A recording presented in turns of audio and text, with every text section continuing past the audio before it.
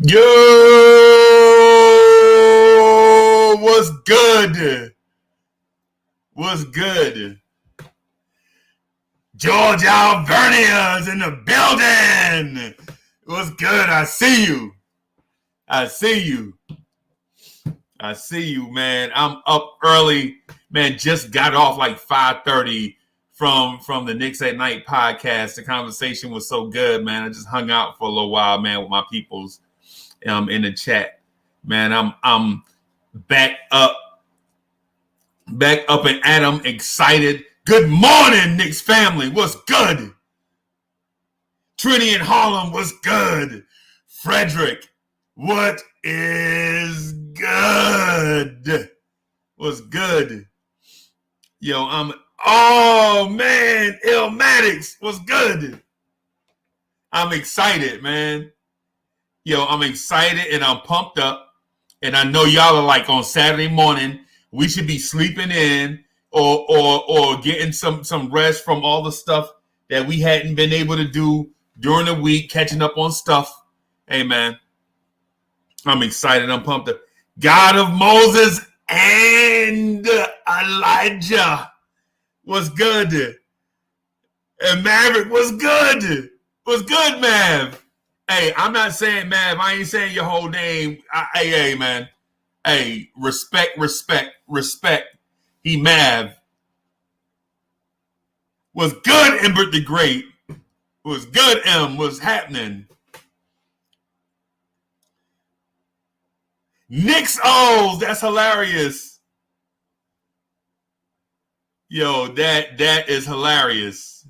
We want a big bowl of Knicks O's. That's hilarious.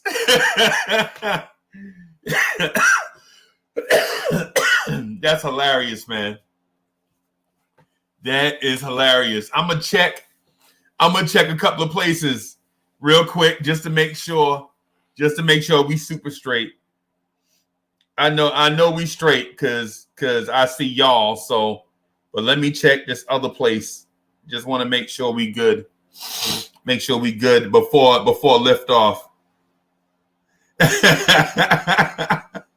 But Freezios. Y'all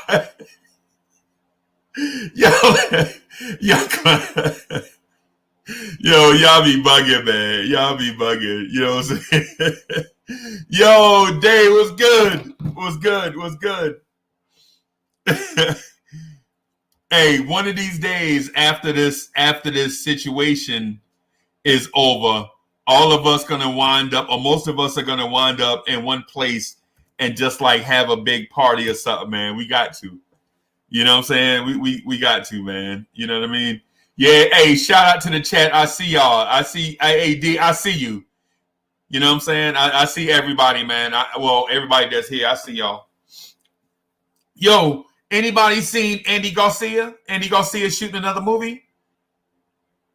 Hey, Andy Garcia, if you watching this like on replay or something, comment in the comment box.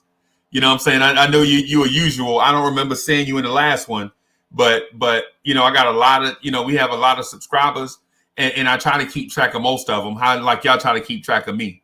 You know what I'm saying? It's all love, brother. What's good?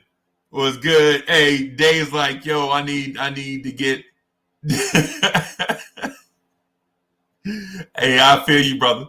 Hey, so I went to sleep, man, maybe about 6:30, and about 7:15, I was up. I just couldn't sleep, so I just got up, man, and messed around with the dog. Got on fanatics.com. That's my addiction. Fanatics.com is my addiction, man. Get on there and get some joints or whatever. I'm gonna have to start wearing some joints too, man. But I just don't get into that, like I don't get into like the jerk. Oh, Casey Smooth is in the building. It was good. Was goody, man. Listen, the home field advantage, man. The home team advantage. Yo, it's crazy, man. Seeing y'all, like when y'all come through, it's like seeing all your homies. You know what I'm saying? You know how you get off of work and you go to the bar, whatever, and then you see at one at a time all your homies be coming through the door. You be like, yo, what's good? What's good? Yeah, but I got up. So I got up about 7:15, and unprompted or whatever. Body just like get up. So I get up, and the dog is doing. Dogs do the weirdest stretches, man. Y'all ever seen a dog stretch? They do like the weirdest stretches. So anyway, my dog is doing like this weird doggy stretch, looking at me like he ready to play, and I'm like, oh God, dog it. Yeah, man. Yeah, man. Yeah, we all feeling blessed. Yeah. Cause we got something. Cause we got something. Hey, but cause no lie, cause we got Trinity and Harlem, we got something special. Like cats legit want me to jump on and like go through the box score or whatever. Like, get straight to the Knicks stuff. And I'm like, man, I love the Knicks, man. But the homies though, you know what I'm saying? Cats would be like, get straight to the. I want to talk about Quickley real fast. Hey man, we gonna have like 4 hours, dog. Let me see hello and what's up to my peoples. You know what I'm saying? I know we firing up the brotherhood connection, right? We firing up the the brothership right now, right? We getting it. Yeah. Yes, boss, we do. I know this. I know this, right?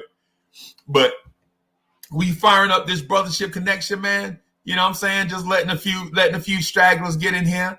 You know what I'm saying? Some people, probably, mixing up their coffee, whatever. You know what I'm saying? Washing their face. You know what I'm saying? Outside smoking a Newport or whatever. You know what I'm saying? Getting a little drag before we get started. Because when we get started, bro, we move so fast and be crazy. You know what I'm saying? It'd be crazy, boss. You know what I mean? I know y'all want to talk about Quickley. I know y'all do. I do too. And for the record, I'm dodging Free Keith today. Because Free Keith put me on blast about Quickley yesterday. He was like, in my Free Keith voice, but Freezy, man. And I was like, nah, 10 minutes. And I know he gonna bust in here. I know he gonna rip my head off, man. But you know how it is, man. When you say your stuff, man, you gotta kind of rock with it. So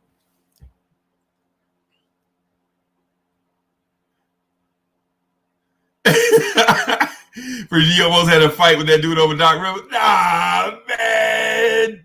No, not Mav, not Keith. It was Devon. It was Fish. Fish was like, Doc Rivers was trash. I'm like, dog, how is Doc Rivers trash? That's crazy talk to me. Oh, boy, look who busts in the building. Dripmore's in the building. What's good? I'm saying you can't call Doc Rivers trash when my man's got like the craziest win percentage for somebody who took on bad situations. Like Doc Rivers legit walked into bad situations and turned them into something.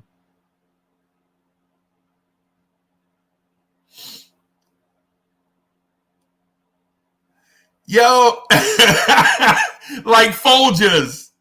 George Alberti.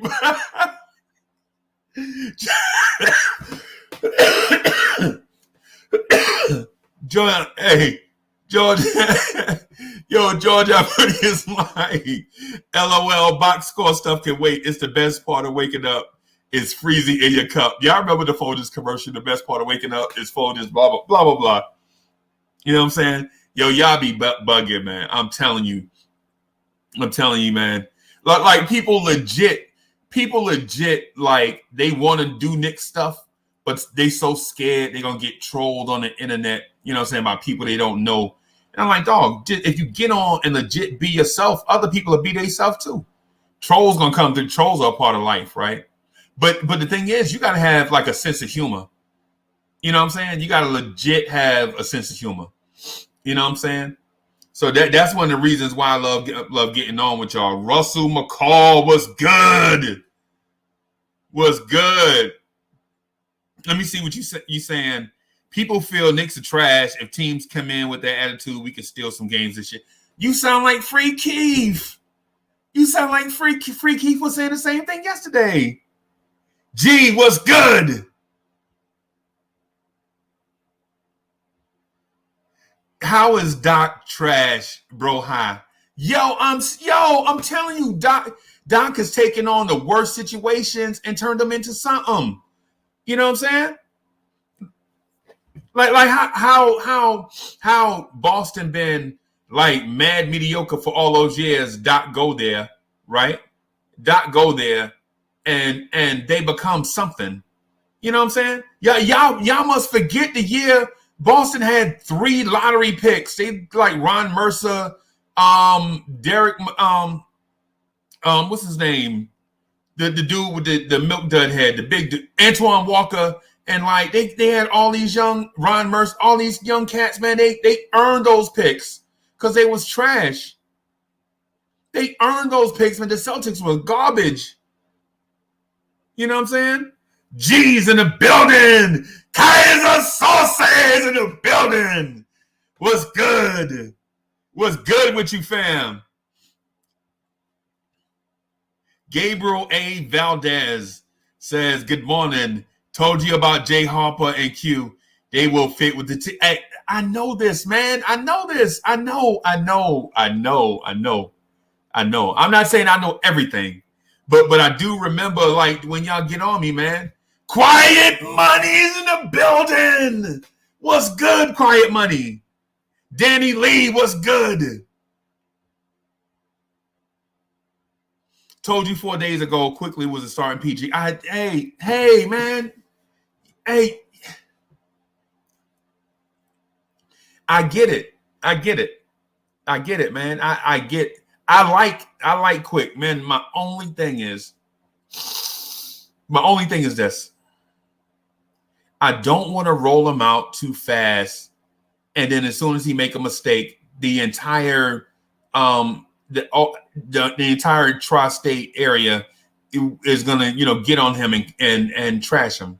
You know what I'm saying? That's what I don't want. I don't want my man to go out and have like a 2 for 16 game where he got like 8 turnovers and played bad defense. And then y'all are like, you know what I'm saying, trade him to Sacramento for my man from Golden State, the dude that's in Sacramento now, Harrison Barnes. Yeah. I don't want y'all to like turn on him too fast. Like, nah, we're not trading him for Harrison Barnes after one bad game. I'm saying let's just let this thing grow organically. You know what I'm saying? He ain't played in a real NBA game yet. My man has not played in a regular season game yet. And I know Free Keith is mad. Is this tea? Okay. Can I give you this? Thank you. Hey, look.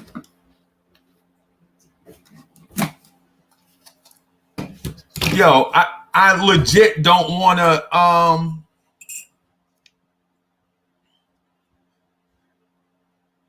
Quiet Money, like appreciate you, bro. Russell McCall on Freezy, you give love to the chat, got to spread it to the players. They follow this stuff. Yeah, yo. Hey, man. Hey. So I'm legit like, so here's the thing.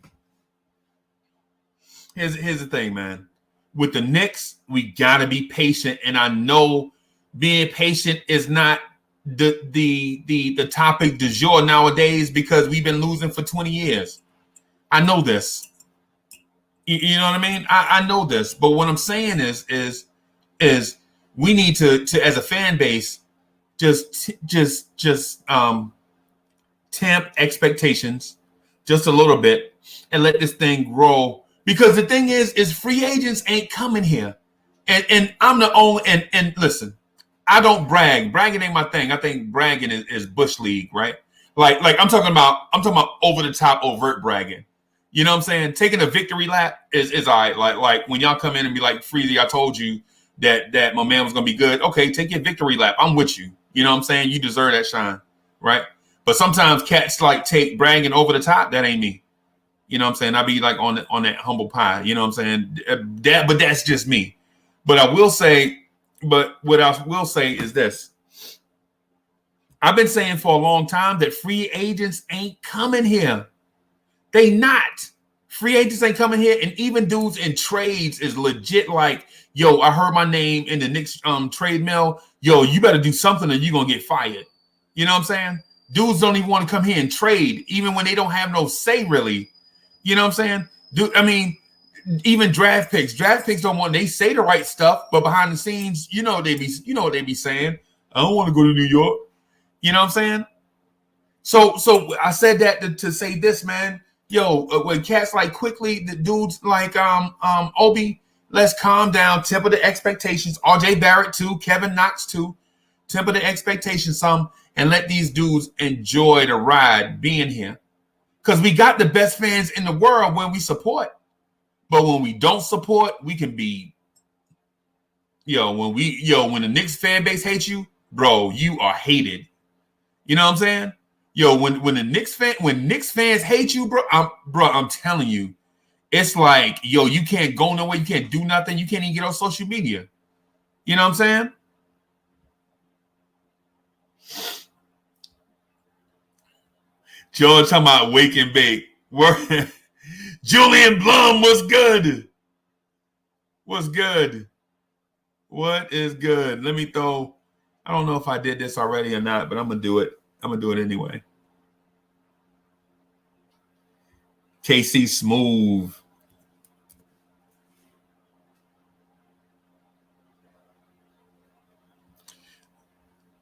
LaMelo had a good game the other day, and he's still on the bench. Teams are taking their time with rookies this year.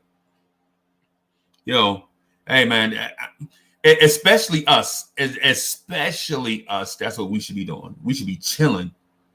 You know what I'm saying? We should be chilling because our expectation should not be to win an NBA championship, but to get better. You know what I'm saying? So say for instance, we finished with the same amount of wins, as last year. But if we finish with the same amount of wins and in a smaller amount of games, I would say that's a win for us. You know what I'm saying?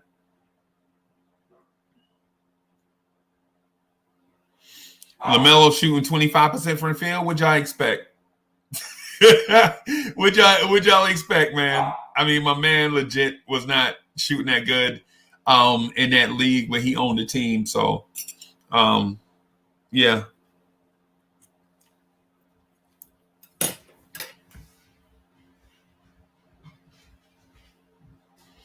It's funny. Frank Nation was like, Frank can do what Quickley did last night. Yeah, they like, nah, Frank Nation is gonna be like, yo, Frank was working with Quickley in training camp. Frank imparted all his knowledge into Quickley. Yeah. Hey, they will grow, but no quick grades. Hope the best for the team. Regards from Panama. Hey, yo, Panama's in the building. Yeah, man. Panama in the building. We got Panama. We got a bunch of places, man. We got a bunch of places, y'all.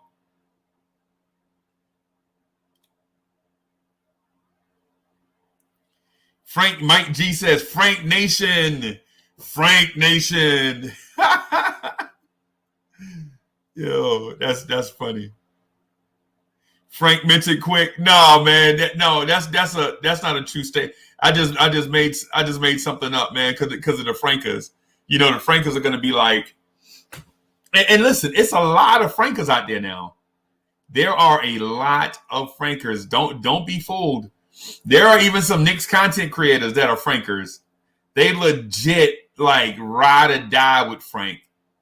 So I could point some out, but they probably watching. They probably watching and be like, Uncle Freezy, I'm gonna get you one day. Yo, can y'all tell I'm excited about last night's game? Can y'all tell I'm legit excited about last night's game? Yeah, I bet y'all can. Yeah, hey, nah, the Frankers are real. But you know what? after last night's game, I think there's going to be a lot of let me do this right here. Let me do that. I think there's going to be a lot of come to Jesus moments for a lot of people.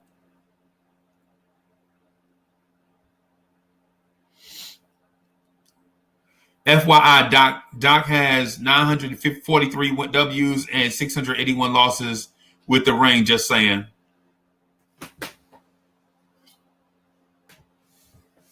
Yeah, I feel you. That's impressive. That's impressive, man. So I'm gonna pull up the box score here and go over some box score stuff.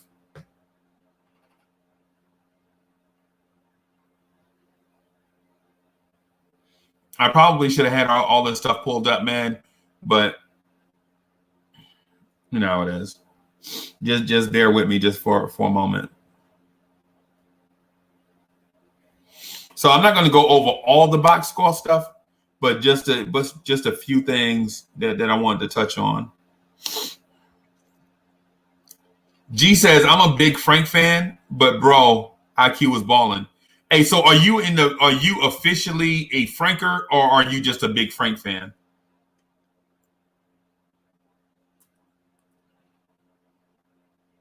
Because the Frankers thing is real. I battle them on Twitter often. Not because I hate Frank, but because they are unreasonable.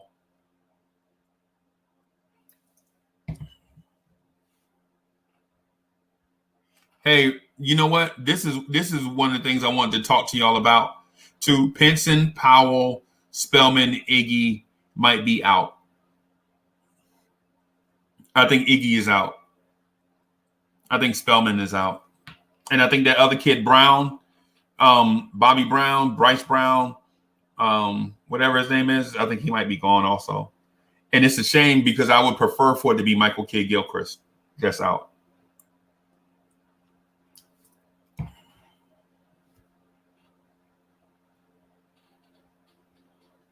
IQ Nation.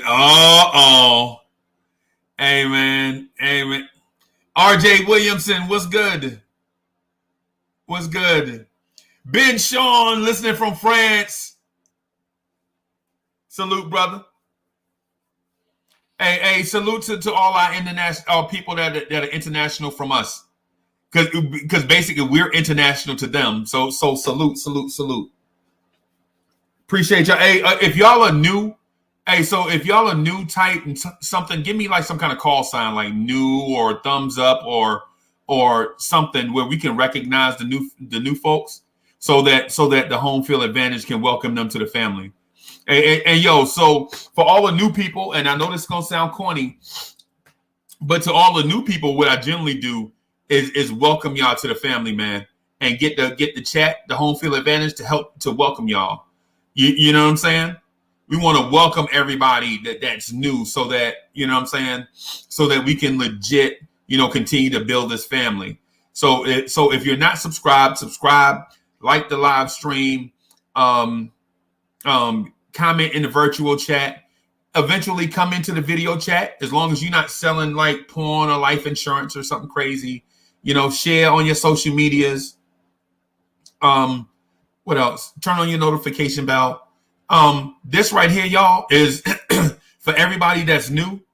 This right here is a family thing, not just my personal family, but I'm talking about a Knicks family. Like, we legit are trying to grow a community, a safe place where people can come and legit and comment about their Knicks and come and not get trolled or pandered to, or solicited for any type of stuff. We want to make sure that everybody know that this is a place where you can legit come and have fun and be heard. Yo,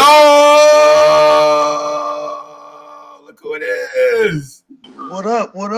People. My peoples. What's goody? So Quickley still getting 8 to 10 minutes? Oh, here we go. Said right. Early morning. You call it the early morning drive for a reason, Freezy. It's early. Yeah, you already own it. I thought y'all was gonna give me about 10 minutes before y'all came from my throat. Y'all just come. No, you're right. We're bad. No, I'm just fucking. I'm just with the eye boogers and everything. Freezy. Nope, not even letting you get up. Nope, can't even get up. like how the kids do you in the morning when they want that Saturday breakfast. Like, nope, daddy, get up. You're like, no, I don't want to. Nope, you about to get it. You about to get it. You're right. They don't care if you want to sleep late on a Saturday. For us sleeping late is at least to 8:30 with little kids. At least to 8:30. Can we get that to at least 8:30 with little kids? You know what I'm saying? But they ain't feeling that. I remember the shorties used to just bust in the room on Saturday morning. You know what I'm saying? And I would been then tiptoed in the house like 3:00 after hanging out with the fellas or whatever. And they don't care. They don't care. Yeah, but whatever, man. I mean, but yeah, the Quickley thing is real. So what do y'all think? Well, first of all, I want to shout out that we're getting international. Yeah, we're getting global. That's a great global. thing. So it's Norway, Panama, so we have about like a group of like 30 people in the Philippines that watch both shows. Yeah, right. That's what's up. That's crazy, right? That's what's beautiful. Up. And I don't know if that number is totally accurate. I did it based on YouTube analytics. You know how they show you the percentages or whatever? And so I did a percentage of the views or whatever. And so we get mad love from everywhere, man. That's 100. That's what's up. Yeah, man, I'm liking Quick though. I like I said last night. I tried to jump on, but y'all was thick last night. It was about 20 people on the panel, but I ain't mad at that's the Good Night Knicks show. You know what I'm saying? Nick and Night show. That's how we do it. Right. That was love. It was still love. It's crazy, right? It was still love, man. It's crazy because the Knicks at Night podcast generally it's more like Jerry Springer-ish. You know what I'm saying? So I brought my man Steven Fox on. I was like, Steve, we need some moderators because what I generally do is my thing is this. When I say legit, I want everybody to come on and have their voice be heard. You know what I'm saying? I'll legit jump off this thing and let somebody else get on and eat, right? So when I jump off and eat, dudes start talking all over each other. Then I jump back in. And then they, you know what I'm saying? So I was like, Foxy, let me produce behind the scenes and you jump on and be the moderator. And Foxy, bro, I don't know if you seen last night. I like me and Fox then chopped it up and in the MBK chat and you know what I'm saying, and with the other chats. And I've never truly met him or really introduced myself, always show love. But when I really put his tag, his name, and then his voice and everything to put it together, like I had to shout him out. I'm like, Steve, bro, you sound amazing, bro. Like I love his commentary. Like, bro, I can walk away and just hear y'all in the background. It's just the way Steve, orchestrates is perfect, bro. I love Steve. Like, bro, I love that. It's so organic, bro. I love it. Right. It's how I'm trying to. It's in a selfish way. It's kind of like how I'm trying to get with y'all in the mornings because I legit trust the fact that if I dip out and let others come in, I know y'all can handle it. You know what I'm saying? Like with you and Ghetto Intellect. You know what I'm saying? Day, Free Keith. Everybody, you know what I'm saying? It's one of them deals. My boy Beans. Beans is my guy, man. Beans is my guy. He probably still sleeping too. You know, this is early on Saturday morning, But yeah, man. So we trying to get it in a place where, and not just talk about the show itself all the time, but we trying to get it to a place where people legit can trust the fact that we putting out a quality product all the time with a whole bunch of different people. Driving the brothership. Like, you know what I'm saying? You can legit get on here and drive the brothership and we don't have to worry about somebody like trying to push their products or whatever, sell porn or life insurance, something crazy, legit talk about these Knicks or whatever. You know what I'm saying? That's what we trying to get it to. You know what I'm saying? So that's why, like, it was not straight to cut you off. It was what was it last? It was like a couple streams ago, and you was talking about other other Nick, content creators and the way that they platforms is built. And again, I'm pretty sure some people got butt hurt because you know what I'm saying. I seen some names and some people who just jumped in the chat who normally not in, but you know what I'm saying, like. Regardless, I'm like, what Freezy is saying is real though. Like I said, like I appreciate this because again, like that's what gravitated me to nothing but Knicks. It was different. It was organic. It wasn't, you know what I'm saying? It wasn't the norm. So like I said, you doing this and respecting our word, and like you said, you don't OG nobody, big body nobody. You be right, like you said, like we say eat, we let people eat, like you always say, Freezy, eat, go ahead and eat. I'm good. I'm good over here. Because sometimes people legit will jump on and their opinion will be so counter to what I'm thinking in the moment. But then I gotta realize in real time, I can't just like show like a mad face emoji with the curse words across my lips and nothing crazy like that. I gotta respect people's opinion. You know what I'm saying? Because I can't say, listen, this is the place where you can come vent and all that stuff and do all that. And then when they say something counter to what I'm thinking, be mad as hell, like get off the show. You know what I'm saying? So yeah, man. Hey, I see Foxy. Fox, you need to get some sleep, man. You're not an android. You know what I'm saying? You're not a Terminator. What's the name of the thing for the Terminator? I forgot. You're not the people that control all the Terminator robots, Stephen Fox. Hey, who's Marcus in the building? No, who's Marcus Woke? Who's Marcus in the building? What's Get out of here. Get out of here. Hey, Quiet Money, I see you. May 4th, I see you. What's good? Hey, the family is in here today. The family is in here this morning. Yeah, man. Yeah. Oh, yeah, man. Illmatic was good. Oh, Skynet. Yeah. Stephen Fox, you don't run. You're not ran by Skynet. Hey, good looking, Illmatics. Good, hey, good looking. So I wanted to go over some box score stuff, not too much. Hey man, if you want the real box score, man, you're gonna have to get the daily news. Like my pops used to wake me up 7 o'clock. Yo, hey boy, go get me a pack of Winston, a Pepsi, and the daily news from the corner. And I'm like, Pops, it's cold out there. Hurry up, boy. If you hurry up, you won't feel it. Yeah, so let me just I'm gonna go over something that I wanted everybody to notice, right? Because even though I think the Knicks fans are excited about Emmanuel Quickley's offense, I want to read something to y'all. Okay. So Colin Sexton, who's a 20-point scorer, went 2 for 11 from the field, 0 for 2 from 3, ended up with 6 points. Okay. Darius Garland went 3 for 9, 1 for 4 from 3. Now, what that sounds like to y'all is, that's nothing. They didn't take a bunch of shots, but together they were 5 for 20 and 1 for 6 from 3. And something about that changed because the other night they got out to a big lead on us and we had to reel them in, right? Yes. You know what I mean? Yes. So a 20-point scorer and another offensive guard, the combination of them, they went 5 for 20 against the Knicks backcourt. Bruh, I was saying that, like you said, you put it up there. Like this was one of them softball boys. You gave us a softball one for this morning. But like I said, I think I had said this. It might have been in one of the chats with us, but I might have said it nothing but Knicks.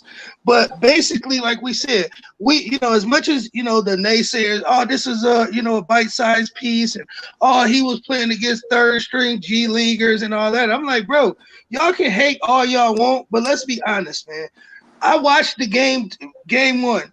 Thibodeau put Quickley in like, 9 minutes into the first quarter. 9 minutes into the first quarter. So everybody, he started eating. I'm like, no, the third game. Okay. Yeah, the third game. Last night he started, but much like you said, when DSJ and Elford was running the team, they was cooking them. Garland, because again, I remember tweeting last night, like, bro, I remember the other night I was basically gooing and eyeing over Darius Garland. Tonight, Emmanuel Quickley has made me wish I didn't even have to tweet this. Like, you know what I'm saying? Like 100%. Like, Quickley came out there and showed us, hey, y'all think that I ain't ready? Because again, if anybody who knows basketball, Darius Garland can go. Like, I don't care what y'all say. You can hate all you want, bro. That kid can go, and he will go. Like, he's that. Kyrie, Darren Fox type. Like, trust me, in the next 2-3 years, we're gonna have to see Darius Garland. But I'm cool as long as we got Emmanuel Quickley. Yeah, you can eat, let somebody else eat. Right. So I wanted to shout out a couple people, man. Shout out to Chef NYK. What's good? Oh, I'm sorry, Chef NYK. Chef NYK is in the building. That's what's good. Hey. That's better. My bad. Afro the Jedi was good. Hey, Stephen Fox, I see you. Stephen Fox, look at this. Fox, where you at? Which camera you on, Fox? Oh, tip of the cap, boss. Yeah, so I'm out. So the defense to me was more impressive than the offense from Quickley and the other guards, right? But more so than that, did you see the energy that the team played with Quickley on the floor? You know what I'm saying? Reggie Bullock was excited. Night and day. Reggie, go ahead. My bad, dog. No, I was just saying, I was agreeing with you. Night and day. Between how Peyton ran it and DSJ ran it and Quickley in there, it looked like a completely different team. And even with Tibbs, we can tell OG Tibbs, he a mafia, he gangsters moving silence like lasagna. So Tibbs, we know Tibbs don't like to tip his hat too much. And the media they be poking at my boy, and they asked him, they're like, so what Quick is doing, how do you guys look at him going forward? And he said, hey, he's been practicing good. He's, taking it over to the game. The team is vibing off him.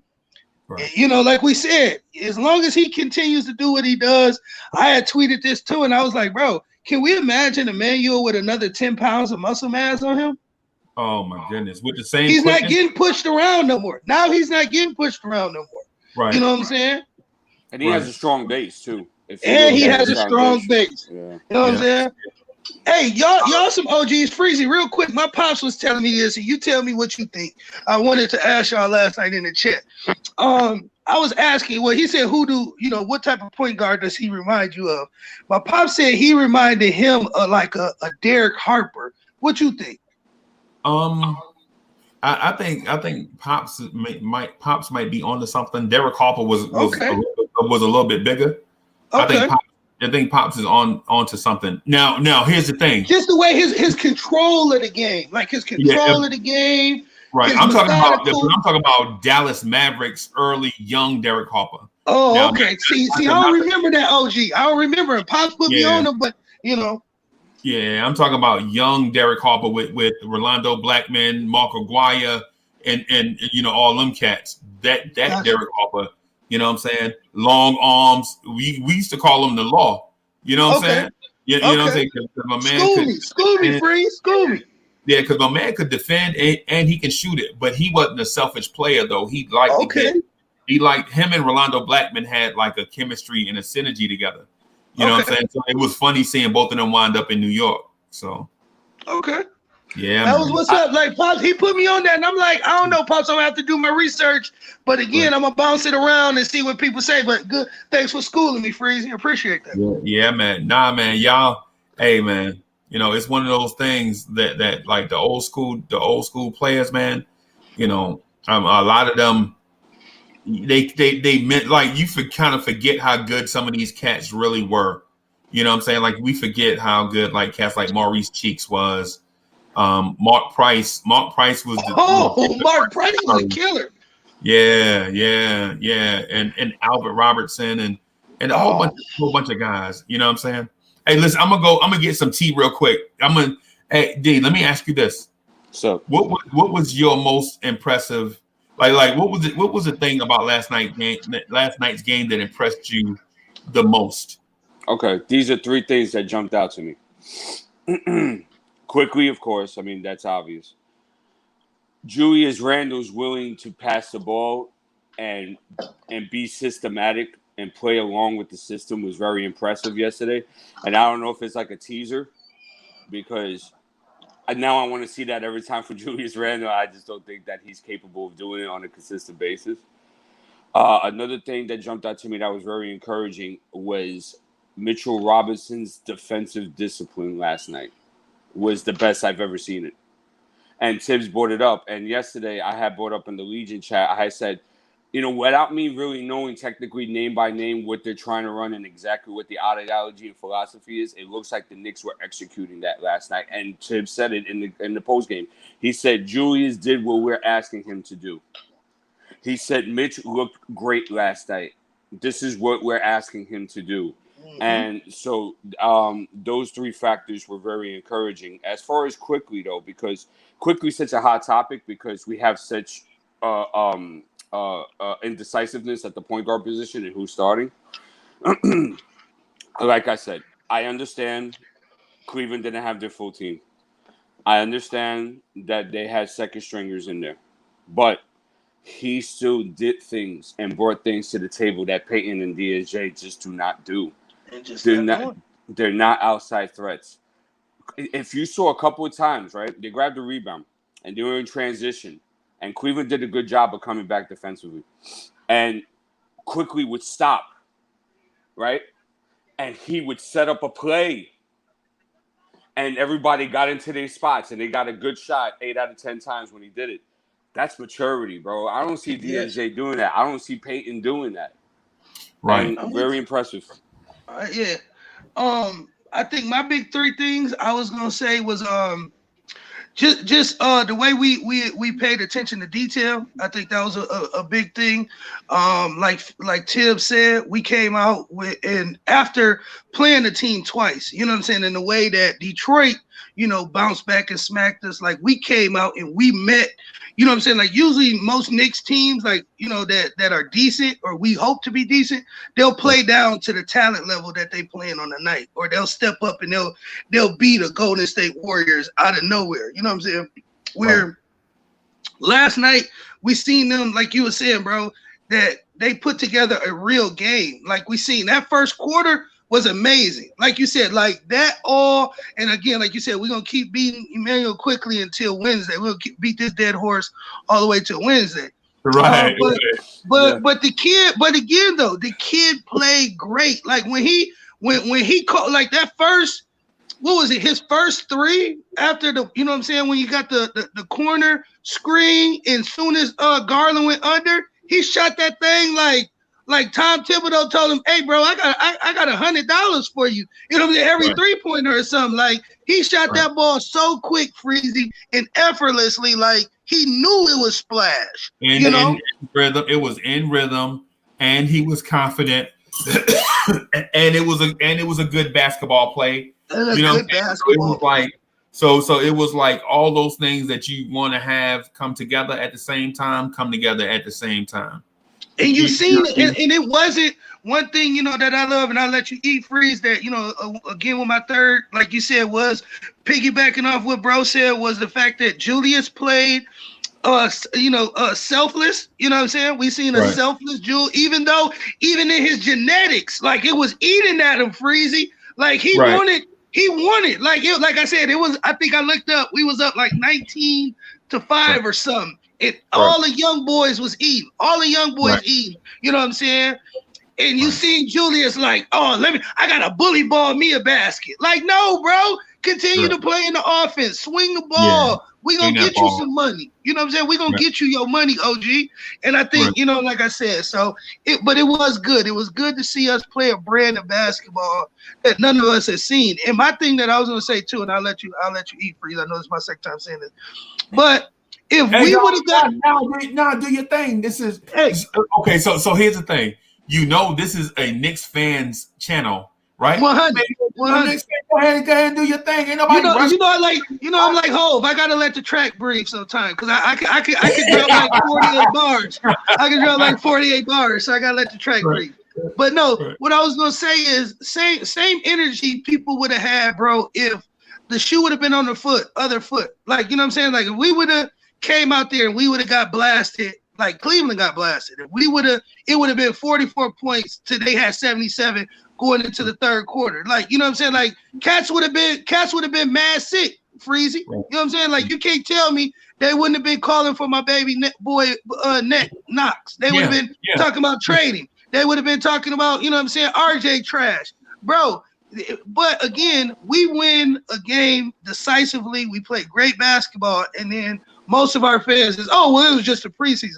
Bro, it's the last preseason game. Everybody who knows sports understands your last preseason game, like Sim said it, is your dress rehearsal.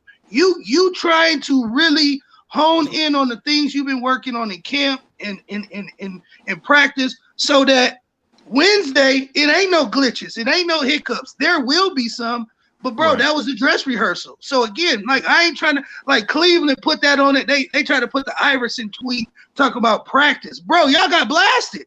Y'all should be sick right now. Y'all should be talking about trading y'all whole team, B. Like, y'all trash. You know, y'all trash. Right. So what's good? You got Freezy, and I'm saying that this is what I was trying to tell you yesterday. In order to be thrown into the fire, you need to have a certain criteria before I can do that. And Quickley showed I can throw you in the fire now and see what you're really made of.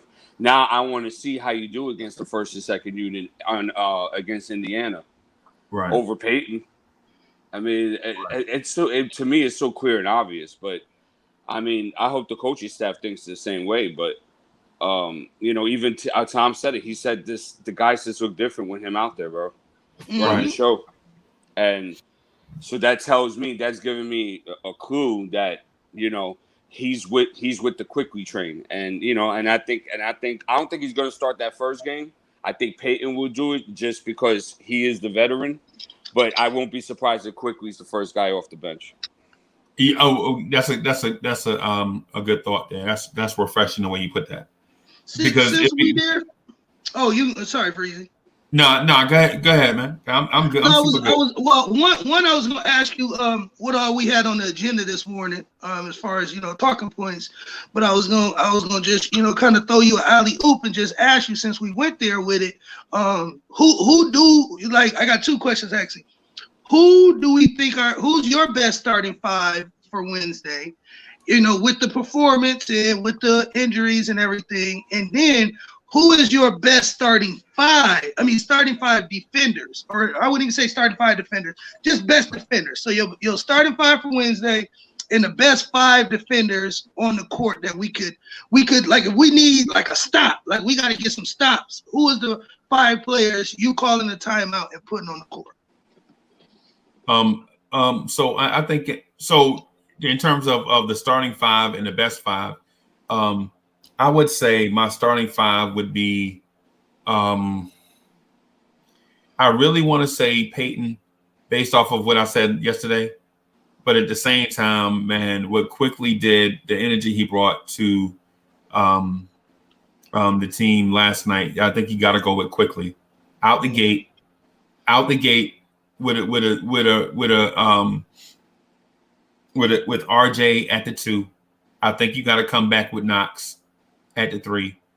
I think you got to go with Randle, because Randle seems to be, at this point, in my opinion, Randle is playing the best basketball, and so, you know, people will disagree because they'll say, well, what kind of stat quantifies the best?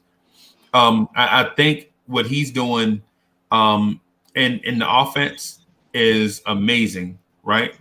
Because he's finding open shooters, he's being unselfish. You know what I'm saying? He's still contributing when he still can get his anytime he want. And then I don't know if Nerlens Noel is better than Mitch.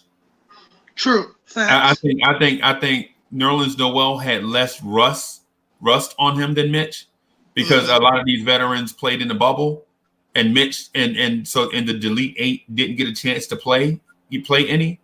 So, but I think Mitch got 12 rebounds, 10 rebounds or something yesterday. 12. And without a foul. He didn't foul anybody. You know what I'm saying? So for Mitch to go a whole game without fouling is, would have been a storyline unto its own if it wasn't for Emmanuel Quickley. You know what I'm saying? Encouraging. Yeah. So you're like, man, is my man turning the corner? Because if my man is turning the corner, because yesterday yesterday, on this same platform, I was like, yo, a dude 7 foot tall that's in the 30th percentile in defensive rebounding shouldn't be starting. And then the last 2 games, my man come out and get 10 rebounds. Right. I think he's averaging 11 rebounds the last 2 games. So it's one of those. It's one of them deals where you got to kind of maybe look at guys that are turning that corner and continue to let them turn that corner, but in a way that's safe for them. We don't want them to try to keep up that stuff against the hardest opponent in the league and then hurt their confidence. Don't want to do that. You know what I'm saying? But at the same time, you want to give them the opportunity to get those small victories. It's like when your kids play t-ball and then when they go to live pitching for the first time and they hit the ball, they so shocked that they don't even take off running. They're like, "Oh snap! I just hit the ball!" Everybody in the stands screaming, "Run, run, run!" You know what I'm saying? So it's, to me, it's like one of them deals, man, where I want to let these young kids see what they can do, and then have the veterans be like, "Vet, yo, come in and stabilize, come in and stabilize, come in and stabilize." Because what I don't want to do is have the vets start go in and get rocked and be like, look at the young kids like, yeah, go in there and stabilize. And you know what I'm saying? They ain't gonna be able to do it. You know what I'm saying? So I could see that, Freeze, because like you said, because point to what you said. Just the last game, we had that stagnant start with the old heads, and then the young boys brought us back. So and vice versa. You know what I'm saying? And I've heard people argue to the fact, well, we don't want to throw them out there, like you said, to get out there and get beat up and crush their confidence. Man, these kids is professionals, and I respect that. But again, how many of these teams, okay, the Bucks and a couple of other teams that might demoralize you. But even with that, I think we have the coach who has the mental prowess for us now to really weather those storms when we get into those games where we will get beat by 20 or we just get out there and, we look like kids. But like you said, Freeze, I'm feeling that. I would love to see, like you said, the kids start. If they get out there and they get bust, okay, bring the vets in. Let's bring the vets in and try to get this game under control, slow things down. We can mix some lineups up, and, let's see if we can play our way out of whatever the issue is. But like you said, going forward, Freezy, I really like that. I'll let you guys finish. Freezy, I do this out of love, I swear. So you're changing your stance on Quickley. Because yesterday it was, I'm going to coddle him, I'm going to hide him, and now you're ready to throw him into the fire. You ready now? Okay. No. But you just said you'll start him. But I preface. Did you hear me preface? I sure did. Okay. So I'm saying I don't want to ruin a product. You remember yesterday, or was it the day before? It was maybe I get the shows mixed up sometimes. But the thing with plants, like when me and Miss Boca go by plants, you know what I'm saying? We want to get a seed. We want to get the right dirt for it, you know what I'm saying? And make sure that we grow that plant right. You know what I'm saying? Get it the right sunlight, the right fertilizer and all that stuff. But some people, when they look at the box and see the plant is so pretty, they like, man, I don't even want to wait. You know what I'm saying? I don't even want to wait till springtime. I just want to get the plant right now. You know what I'm saying? And they go buy the plant right then, you know what I'm saying? And then the frost get it. And then the plant wind up dying. You know what I'm saying? It's a cold world out there, bro. You know what I'm saying? So I'll be like, yo, just let that, take it one step at a time, man. Let it be organic. It's like relationships. It's like how we all get together. We come together as strangers, and then we slowly but surely we get, more and more comfortable with each other to the point then where we can almost be like can speak for each other and can think for each other, but it's because it's organic and you spend time around each other. That's what I want the thing with Quickley and the other rookies to be. I don't want it to be a situation where you throw them out there, a starving fan. Did y'all see what they did to Randle last year? Yeah, do you see how much people hate Randle? It was like game 2 they started. I was like game 2 we started hating him, didn't we? Like people legit hate Randle. Randle had no help. Randle had limited help, right? But now Randle here, and people still want him gone. But now he here and he playing better basketball. He had 8 assists the other night. Yeah. You know what I'm saying? He legit sharing the ball and doing a lot of things, man. And people are like, okay, maybe I was a little premature on my Randle hate, but I still want him gone. You know what I'm saying? So that's me, Freeze. I'll be honest. That's me. That's me. And you said you wanted Mitch starting. Is that what you said? Yeah, I prefer Mitch over Noel right now. Okay. I'll give you my take on that part. I think that it's smart to start Noel because Mitch has to prove to us that he could consistently do what he did last night. And I think the best way for him to do that is to come off the bench and show that. And I think if he does do that, he'll be in the starting 5 within 5 games. But I think just to start off the season, we should start Noel. Yeah, I think you're wrong, bro. I think you're wrong. No problem. And so this is why I disagree with you. Nerlens Noel looks a little better because he's been playing more basketball this year. You know what I'm saying? Mitch ain't been playing high leverage games. He still hadn't played in a high leverage game yet. You know what I'm saying? Mm-hmm. My man Noel was playing in the bubble. Those are high level games. And then Nerlens Noel was literally playing with a top 5 point guard of all time before he came here. You know what I'm saying? Mm-hmm. So my man has certain nuances and things that he brings to a table, and specifically this table, right? But at the same time, Nerlens Noel is not a difference maker. It's not like we talking about a dude that's averaging 17 and 12. This dude is 9 and 7. You know what I'm saying? It's basically the same thing as Mitch, and he been playing. Mitch got last night. Mitch was 8 and 10, or 8 and 12, or whatever it was, in limited minutes with no foul. And you can't say that he wasn't impactful because the team won by 1,000, right? And he blocked a whole bunch of shots. You know what I'm saying? I'm saying with Mitch, I'm saying Mitch is going into his 3rd year. It's now or never. You know what I'm saying? But for Mitch, it's the same thing with not the same thing with Knox, but Knox is going down that road too with Bullock. Why start Reggie Bullock, who in game 3 looked like a mess, you know what I'm saying? And Knox had a good game, scored 16. And Knox Knox blew some defensive assignments, a lot of them. He keeps getting in these situations where he can't watch the ball and the man at the same time. Yeah, his off ball is terrible. Mm-hmm. Yeah. Mm-hmm. He keeps getting backdoor cut. It's like they working around to Knox so he can get backdoor cut. So, but I'm still ready for Knox to get more minutes than Reggie Bullock. Yeah, but don't forget, Alec Burks is starting over both of them. So you mean as far as the pecking order? You mean? Yeah. Well, yeah. You got a point. Good point. No, Freeze. That's something because I was caught up on that too. I kind of bit that bullet last night. You know, because I was talking to Sim and we was on the same question, and that's why I posed it this morning to you. Because again, like when I got to 3. I'm a Knox stan, man, and everybody who know me know I am. Like you said, I wouldn't mind the same thing like you said about Mitch, like you said, starting behind New Orleans. I feel the same way, like you said about Knox and your boy Bullock, because again, Bullock truly hasn't been giving us great defense. Like, I mean, let's be honest, he hasn't been truly, affecting the game that much. And then I heard Chuck last night say my boy Knox don't make people better.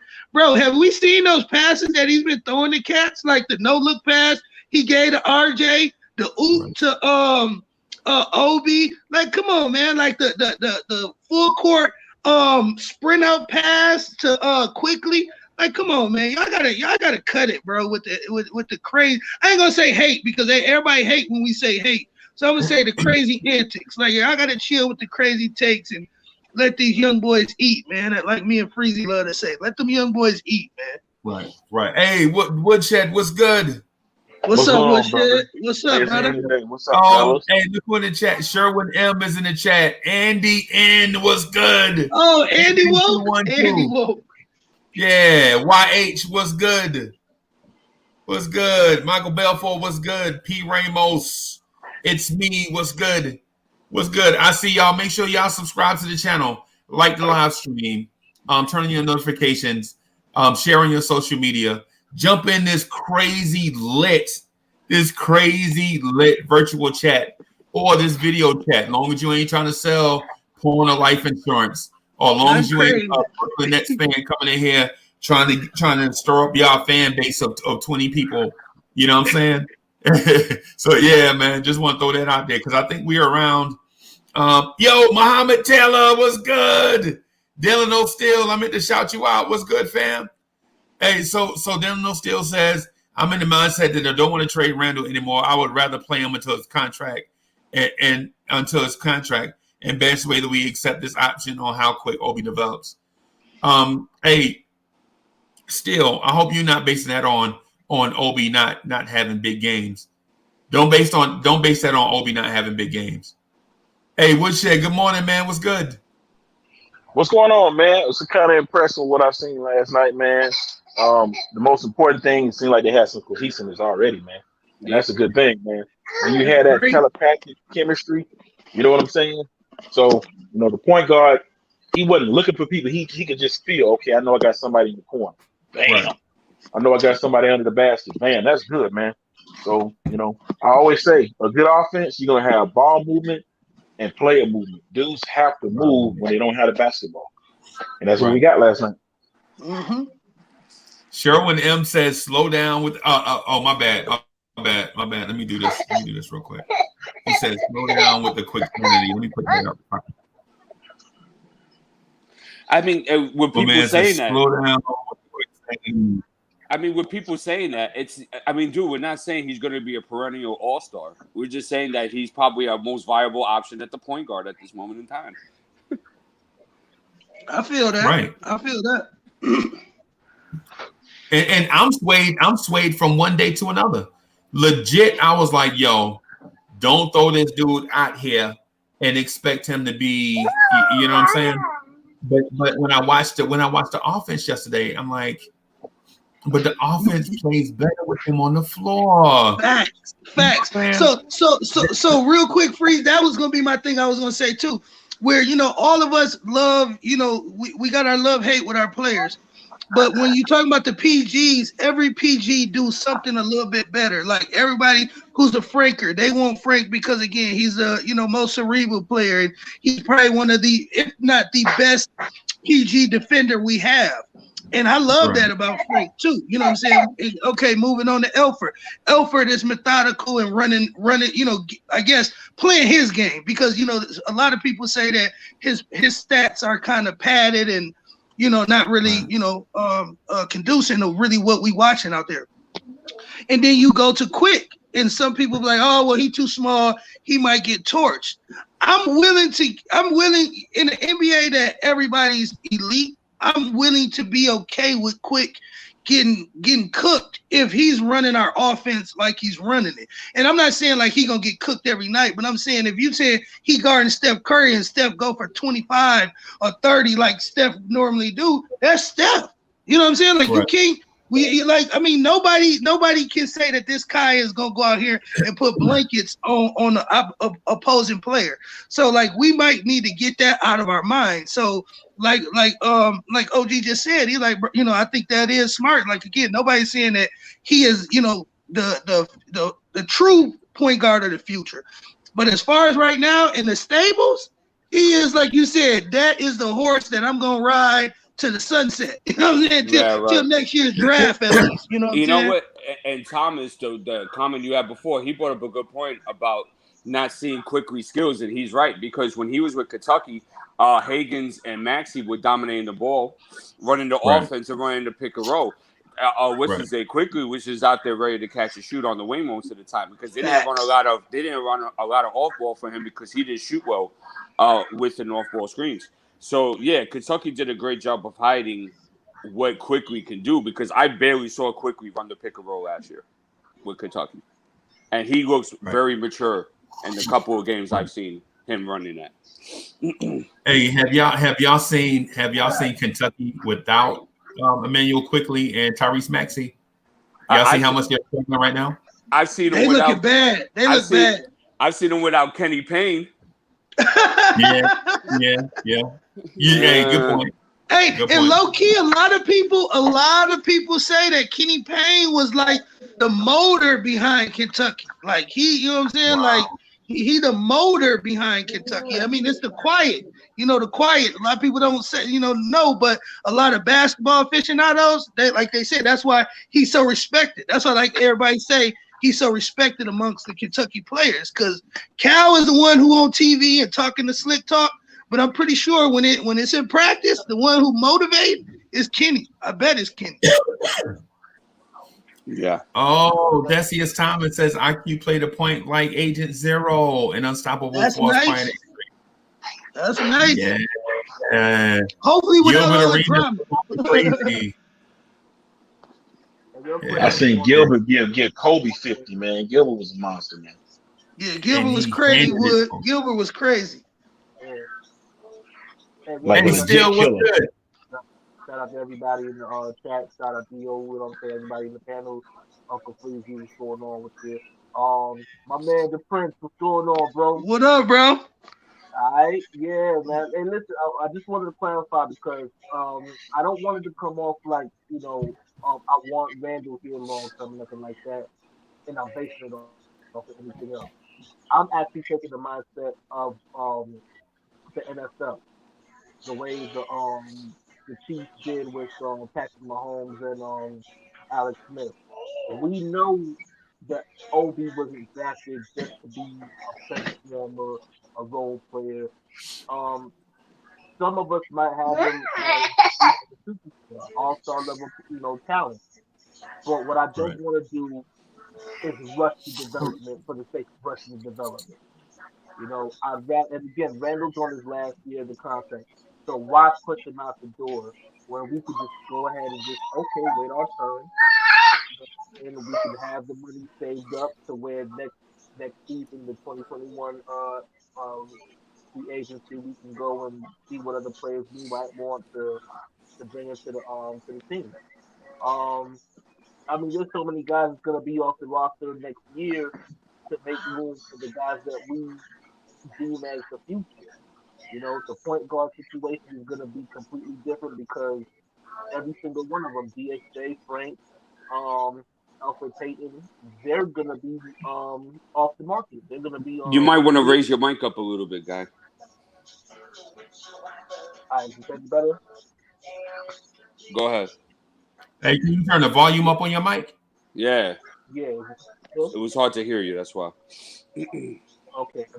Yeah. Now, what I was saying, DSJ, Frank, and Alfred Payton, they're gonna be off the roster next season. You know what I'm saying? They're gonna be unrestricted free agents. So we already gonna have, we're gonna start making moves monetarily as well. You know what I'm saying? To go shopping for the next guy that we want to bring in. And maybe we want to do a long-term deal this time as opposed to, the short-term deals because we know that we are looking for the future. We're not just building for the moment, you know what I'm saying? We got our core guys, RJ, Quickley, not for the moment, you know what I'm saying? Those are gonna be our core guys. And I can even see right now that the culture is developing under the radar because RJ, we've already known him to be a hard worker. That went without, without question. Right. And Quickley coming in and already had that mentality. So there's no need to adapt that mentality. They already had it. That's why the first thing we talk about is with Quickley, first one in the gym, last one out. It was easy to sit there and say that, Obi's been working on his game the entire time. The fact that he's still, what can I do to get better? We're not even looking at it from, I'm a lottery pick. Nah, I'm looking at it like, what can I do as a basketball player to, capitalize on my talent? So So stuff like that. Like right now, the culture is low key being built with those guys, and I think the hard work is starting to pay off. I think it's even rubbing off, and I know it sounds crazy, but it's rubbing off on not. You didn't build that situation overnight. As far as being able to get in the game and be effective as a shooter now. That's been your repertoire before you even joined the league. So what was it that we did differently? You know, um, and we can't say we were devoid of a point guard that was pass first because that's what Alfred Payton was. Alfred Payton was a pass first point guard. So when I look at it from that angle, I think that the hard work aspect of it is what's really rubbing off and making Knox a little bit um, more evident. As far as what we were looking for him to do prior to last season. I think that getting in the gym with the Quickley, with the Obi, and when you saw Obi admitted that Hey, still women. Hey, somebody got some music playing in the background? Anybody got some music playing in the background? We might have to to mute it because it'll get us a strike on YouTube. YouTube is funny. So Yeah, it's gone now. Okay. Yeah, okay. I was just Obi had already admitted that he would work with Knox over the season. So he time after a draft, like what I'm saying, okay, yeah, no time off. Like let's go to the gym right away. I think that culture is being established and that those are the catalysts to it. I think RJ, OB, and Quickley are kicking that whole thing off. So I don't necessarily want him to start, but I definitely want him to eventually take over the starting role. I don't want it to be an immediate throw him out there. But the same thing with OB is the same thing I want with Quickley. I think that Quickley is going to be the point guard in the future, but I don't want to throw him out there to get torched and then all of a sudden you have people turn against him and maybe even have that play against his right. That was my point. Yeah, that was the point that I was getting with that. And that coach is even rubbed off on Julius Randle, as evidence from last night. Mm-hmm. And for everybody that says that preseason don't mean nothing, let me put this in your hands. Preseason helps to establish two things: habit and chemistry. Yes. You don't want to be on that team talking about I don't know where to go to because I haven't built up enough conversation. Again, you don't even know how to have a conversation with this guy on the court because I don't know his habits. I don't know what he, lacking. Maybe he drifts when he, supposed to be lacking off. So let me pick up on that. Maybe a conversation. Hey, I'm yelling out to ice this guy. The same thing with Coach Color Cube was saying yesterday. Having the communication on the floor. Right. That's something that's got to get worked on. But yeah. you've got to miss that, and preseason helps with that. So of course, that means something. Yeah, and that's why and from a coach's perspective and a coach's stats perspective, preseason gives you the time to integrate your offense systematically, ideology. What are we doing defensively? What are we doing offensively? So yeah, these are extremely important games. For maybe not for a fan, but for a coaching staff and an organization, this is telling us what we're doing for the first 10 or 15 games of the season. So yes I absolutely agree. And let you know if you're onto something. You know what I'm saying? Like, I mean, you have to have data to, you know what I'm saying? And I heard last night your boy Mitch tweeted, take that for data. Delano, bro, what's up with your boy Mitch, man? Get your boy Mitch, man. Why is he out here poking at Fizz like that, bro?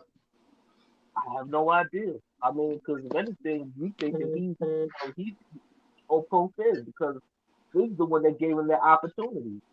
But sorry to cut you off, but I heard Knox when they asked Knox during news, you know what I'm saying, the media day, you know what I'm saying, like about it, and Knox gave I wouldn't say cryptic, but I wouldn't say a professional, but it was like normally, like you said, normally you would think somebody gonna be like, I wish the best for Coach Fizz. It is what it is, you know what I'm saying. We got he ain't even mentioned Fizz. He was like, hey man, Those people gone. If we got a new coach in now, it is what it is. We looking for a new season. I'm like, you know what I'm saying? So I think there might be some resentment with the younger guys with Fizz. I think, like I said, there might be some stuff we hear about years from now that maybe it was some filthiness that. Well, don't forget that during the camp, they had asked Mitch what were the differences between other training camps and this one. And Mitch had said defensively, the structure, that was his number one thing. So that means, what does that tell me? That means they weren't doing that under Fizz. They wasn't doing it. You're right. That's what it means. You're right. And I can also add too, as far as the Fizdale situation goes, Fizdale was instrumental in one person's development, and that's Moutier. Because the entire time the focus has been what? Moutier, we're gonna get you right. Yeah, he said that. Yeah. You know, hey, Delano. I think my turkey is burning right now. I'm gonna have to come back.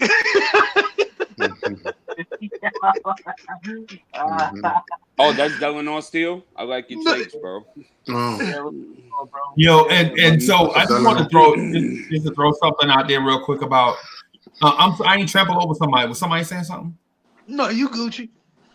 Oh, okay. Go ahead, So the yo, God and Moses and Elijah's in the building. Yes, sir. It was good. Nothing much. Hey, so I'm gonna say this to you. And what's up, Paris Duggar? What's good? And Frequency was good. I see y'all. Ty Barbie was good. Was good. I see y'all sneaking in here. So I want to say something to God of Moses and Elijah, but I also want to reply to the Prince's point. So God of Moses and Elijah had the sharpest point of the entire summertime, right? But but the fans keep roasting him. He kept saying, I want to see Julius Randle get his assists up. I think Julius Randle can average like 5 assists. You know what I'm saying? So he said that, and then everybody was like, man, God, nobody care about no Julius Randle, right? But now that y'all see Julius Randle getting his assists up, you know what I'm saying? My man is legit. The team is legit playing better on offense. Not just because of Randle, but by Randle being a little bit more unselfish on offense, you see the ball moving more. But I wanted to touch on what the Prince said about hey, Beans, what's good? I see you. Hold on for a second, Beans. Let me do this right here. Hey, I'm gonna put this link in the chat, Beans. Come on, man, stop playing. So anyway, the reason why I feel like there's a beef between the young players and David Fizdale is because, like the story I said about the Celtics game a couple of years ago, when Jason Tatum was struggling against the Knicks defense, right? Brad Stevens legit went to Jason Tatum and was like, yo, I know this is your second year and it's early, but you are future. Don't get frustrated out here with this mess. We're gonna make sure we straighten out whatever it is. You know, we're gonna do our best to put you in a position to win, right? Man, he was coddling Jason Tatum, right? I mean, just legit, like I saw you the future. On the other sideline, David Fizdale was cussing at Kevin Knox so bad, I thought Kevin Knox was gonna turn around and punch him. He was legit following Kevin Knox up and down the sideline, like, you know, you MF for this. You supposed to be the rookie. You know, rookie, you need to get out there and do such and such. Rook. You know what I'm saying? All these things, right? So on this one hand, you had a dude in Jason Tatum who averaged like 15 points in his rookie year. You know what I'm saying? The franchise understood that Jason Tatum was the future, and they treated him like the future, right? On the other side, you got an organization who trying to turn this thing around, and they rookie who was promising in summer camp is getting cussed out on a nationally televised game by his coach that don't know nothing. And so Brad Stevens legit every dead ball, every out of bound play, they running something for Jason Tatum to get him going. Jason Tatum finished like with 20 something. The Knicks, they run their plays that I think they were getting looks for anybody, whoever. Right? Bro, they was doing that dribble handoff crap. You know we didn't do nothing but the dribble handoff at the top of the key. Yeah, and then we like Fizdale, we know you weak on the whiteboard. Why don't you give the whiteboard to somebody else and let them draw something for Knox to get Knox in the game? You legit not trying to help him get better. You cussing him out about a mistake he made. He made a mistake, man. Let it go. Like he legit made the mistake. Why you gotta berate him on national TV in front of everybody and then not draw up something for him to fix it? You know what I'm saying? You legit like dog beating Kevin Knox in front of everybody. You know what I'm saying? And on one side you got Brad Stevens. He like, hey, we got you. And Jaylen Brown was like in his third year. So we like, yo, I got y'all, man. Just be patient. I know things ain't going your way. I'm gonna draw up some stuff and help y'all get better. And then on the other side, you got a dude who, I mean, dog, I swear, man to man, if Fizdale had come out his mouth like that towards me, I swear we'd have fought on the sideline. And I try to be professional, you know what I'm saying? But you legit can't do human beings like that. You know what I'm saying? It's called bad coaching, Freezy. It's called bad coaching, Freezy. Yeah. Well, and see, to me, I would, and a lot of people, like I said, I'm a Knox stan. So to me, I was like, okay, he's a youngster. He kind of needs that tough love. Maybe he needs the tough love. But like you saying, Freezy, tough love is not tough love if you're not giving me words of encouragement or constructive criticism. You know what I'm saying? If you, like you said, if you're not helping me get better and you just blasting me to blast me and you ain't teaching me why you blasting me, like you said, now I see why they checked out on him last season. You know what I'm saying? Like now I clearly see it. I think what he was doing when he was cussing out Knox to build his personal profile in front of the vets. He wanted to show the vets that he could be tough. You know what I'm saying? But you tough on our prize rookie? Come on, dog. The Knicks don't get high lottery picks that often. You know what I'm saying? How often? I mean, you know what I'm saying? That you legit going for this dude neck. You know what I'm saying? I mean, come on, man. And listen, I don't advocate like violence or nothing in no form of fashion, right? But dog, you legit is going after this dude made one mistake and it cost us a bucket, and you legit going after this dude like 6 or 7 minutes of straight cussing. I mean, come on, dog.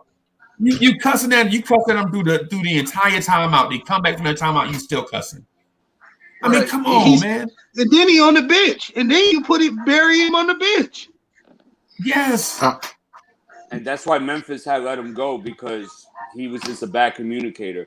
Marcus Gasol didn't like his style of coaching. He didn't like the way he was talking to the players and stuff like that. That's been. I was saying, Wood, ain't you in Memphis, right, Wood?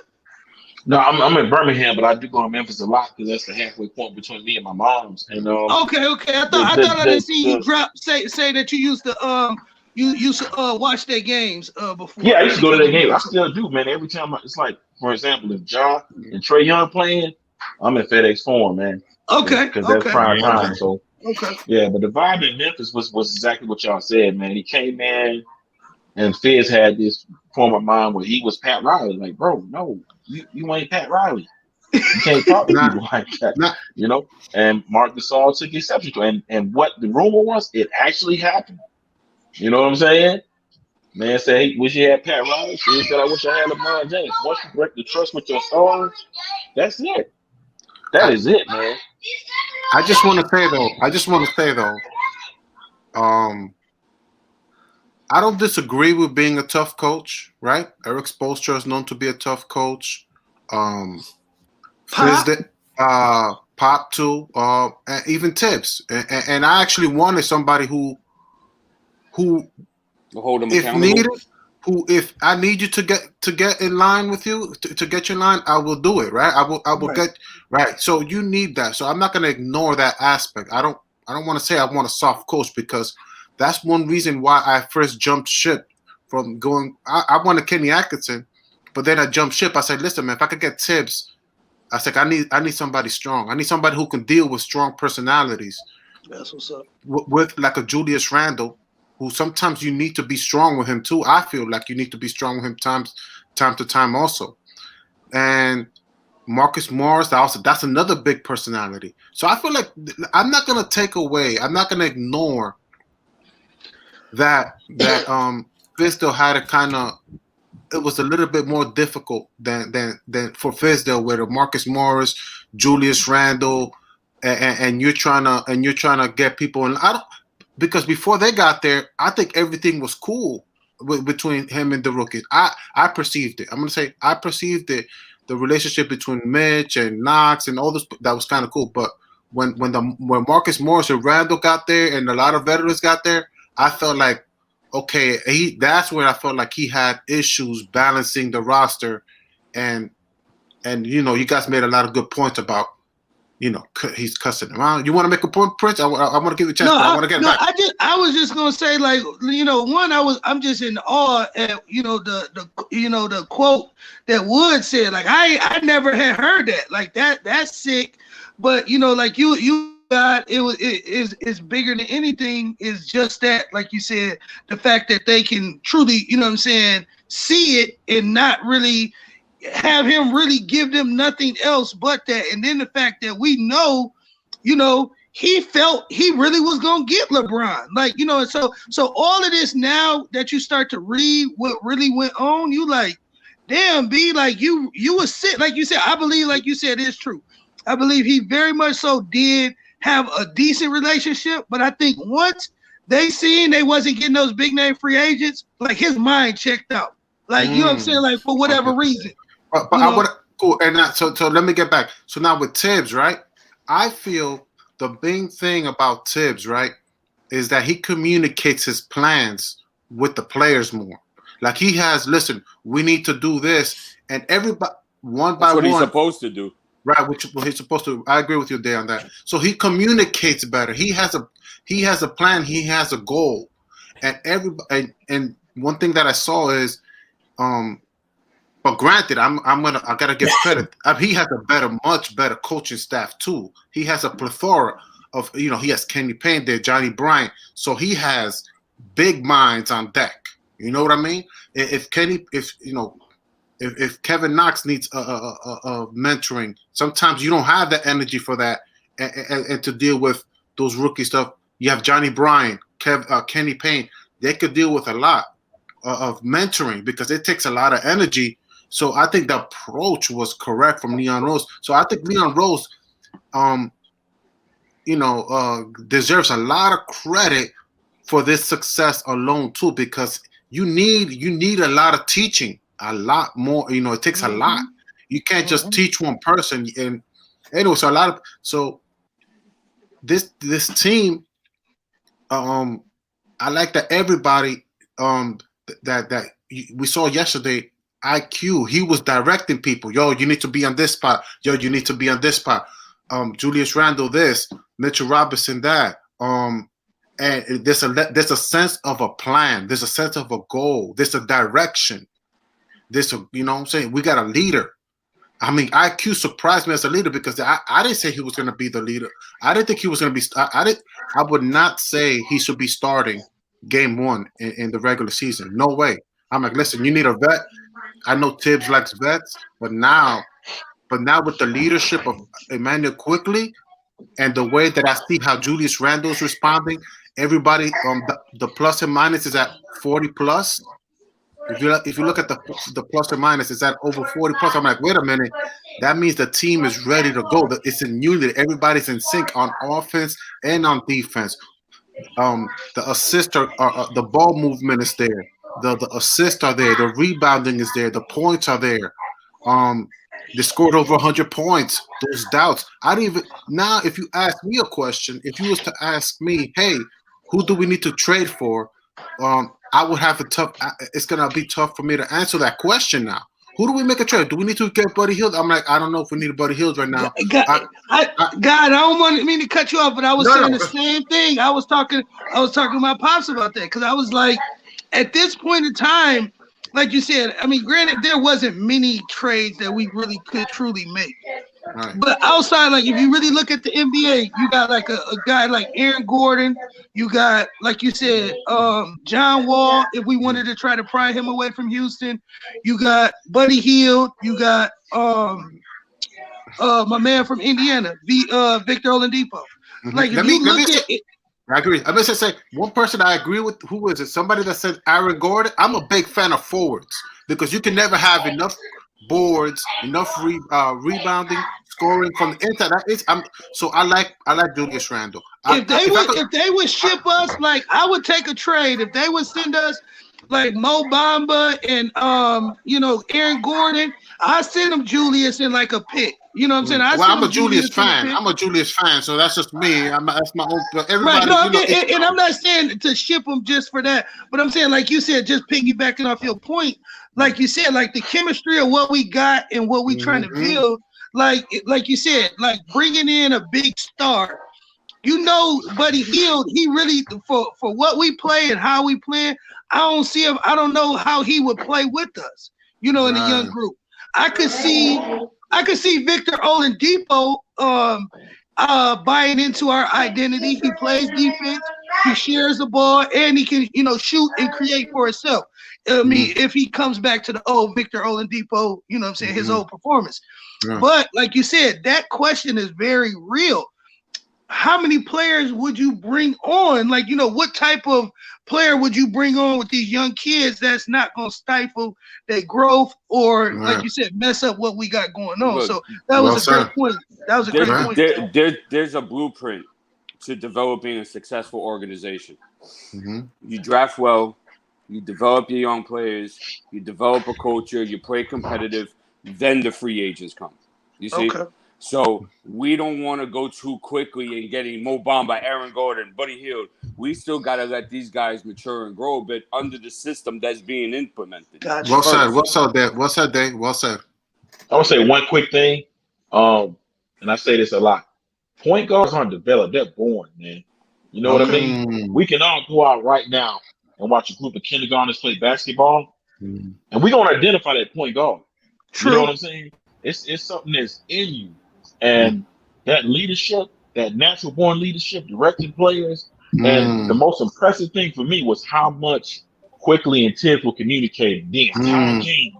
You know what I mean? He was always looking at Tibbs, and Tibbs telling him, "This is what I want." He immediately went to it. And guys were standing around, "No, you go here, you go here." You know what I'm saying? And dude, he said it. He said, "I played point guard my whole life." And the comment I made after that interview was, "Man, what did this do with this Jamal Murray? Well, we didn't see anything in his bag at Kentucky. And when he comes to the league, it's like, oh, we got us one." That's what I'm hoping. That's why we be wanting Woodshed on the show, man. Wood. Yeah, that's my guy, Wood. That's my guy. Delano, you want us to say something, Delano? Yeah. I wanted to talk to the Prince real quick because I know you said I know you're a Knicks fan, and I honestly was more looking at I wanted us to draft Mikal Bridges or Michael Porter Jr. Right? Those are the guys I wanted. Right. But again, my specific reasons was because of the talent for Michael Porter Jr. and the proven plug-in starter NBA ready player that Mikal was. But I want to say that I actually changed my tune on Knox, and it actually has nothing to do with Kevin Knox. The person that made me change my tune was actually Josh Jackson. Josh Jackson being drafted in Phoenix, not panning out in Phoenix. Went over to Memphis, didn't really get much minutes in Memphis. But the way he played against us when he was with Detroit, I was like, okay, you know what? That's what happens when you develop somebody. If that's the kind of stuff that we want to do going forward, we can't be quick to throw away our guys just because they're projects. Correct. That's a good observation. Good observation, Delano.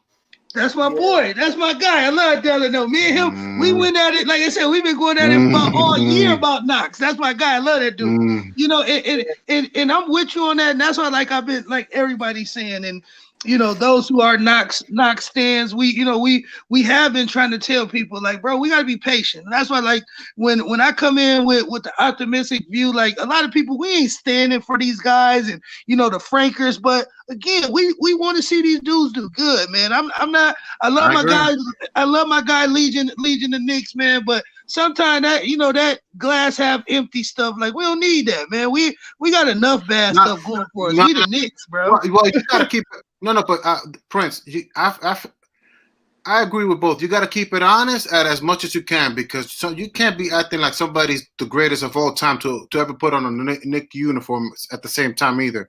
You got to put it. I'm with it, because like they were saying last night, I know Kevin tried to say that that us Knicks fans, we always, want to put the crown on the next king, you know what I'm saying, like we did with Jeremy Lin and all that. And I'm like, dog, trust me, Emmanuel Quickley is not Jeremy Lin. And and the same thing with Knox. I wasn't saying let's give him more kudos than what he is, but again, to say that the kid is a bust just because he's missing shots, like and because he has a lapse on defense, that just means that you young and you got to learn. It don't mean that you a bust. But you know what I like? But you know what I like about Knox? It's not even because this is a hit or miss league, right? So sometimes the shots fall and they don't. But what I do like about him, and it started more this. I started to recognize it more this season is he can when he catches the rebound, he goes downhill, he gives you a pass. I'm starting to like those. Yeah, another thing, the first preseason game when OB gave him a pass, then he gave a pass right back to OB and OB dunked it. That play, I'm like, wait a minute, I'm liking this. I'm a big fan of a playmaking forward. If you could be a forward and you could play make, oh man, you got my attention. I don't know if anybody. I mean, I'm pretty sure one of y'all might know, but like, what's KD's average for assists? What is he like? 3-4 assists a game? Right. So again, like when people be like killing Knox, you know what I'm saying, at the 3, I'm like, Knox isn't a point forward. He's a, you know what I'm saying, he's a power forward in a small forward, you know what I'm saying, with a small forward skill set. Like that's the thing that a lot of us, I hear a lot of people, oh, well, he needs more rebounds. Oh, he need to make more people better. My thing is, if I don't have the ball, you know what I'm saying, I'm not, my usage isn't up there where I got the ball every possession like that. Most of the time in our offense, Knox is, catching a catch and shoot, coming off a curl. That's his offense. He not dribble, pound, dish. Like that ain't his game. Not saying that won't be his game, but right now that's not his game. So when people are like, oh, I need him to make people better, just like you said, God, I watched the kid make all of those passes you just said this offseason. And none of them passes was like, oh, that was a bullshit pass. Excuse my language. That was a BS pass. Oh, that was a lucky pass. Like, no, those were, that's Sports Center highlight. Like, you know what I'm saying? Like, that's a Sports Center highlight. You know what frustrated me personally is he has a good form for, all his jump shots always look like they're going to go in. I agree. And sometimes it's a hit or miss league, right? But what was bothering me more was his free throw percentages. I'm like, how the hell does this guy shooting 60-something% from the free throw line? So that annoyed me. So I'm gonna be honest with you. I'm not gonna act like I don't critique Knox because that was a pet peeve. I'm like, nah. I gave him credit that he shot at least. He made over 10 points on his first. But first so far for 2 seasons, I'm like, how in the world is this guy shooting under 70% from the free throw line? I'm like, so I think it was conditioning. Bigger than anything. You know what I'm saying? Because again, you got to think like, anybody who knows, like I said, free throws are, you can shoot 1 million free throws all day long if you want to. But if you're not shooting them in the process of a conditioning aspect, like when you're going to shoot them in the game, you know what I'm saying? Like you will be fatigued. You coming to the line, you might have went a 3-4 minute possession without a timeout. You know what I'm saying? So again, this kid, and remember Knox with that, don't get me wrong, I love my baby, the willy-nilly, jerky contact layup. His body wasn't that strong. So he was already physically out of shape. You coming down, now you got to mentally get composed and knock down these 2 free throws in front of a gazillion fans. No, bro, his mental straight out the window. Now we see last game. Did you see how he stepped to the line? That's a good point, Prince. That's a good point, man. You're making good points. Big shoulders, rolled him back. Whop. First free throw. Whop. Second free throw. Like you said, his body, his conditioning is all in a lot better position. But Knox has to continue to evolve. Because teams are going to narrow down on him being able to shoot if he can shoot consistently. So now that means he's going to have to put the ball on the floor. That means that he's going to have a 1 to 2 dribble pull-up. That means that he's going to have to be able to read the defense. So I think that's the point out of it all. It's not to trash Knox. It's just that what up, fellas? He's very one-dimensional right now. and he does have to evolve other parts of his game.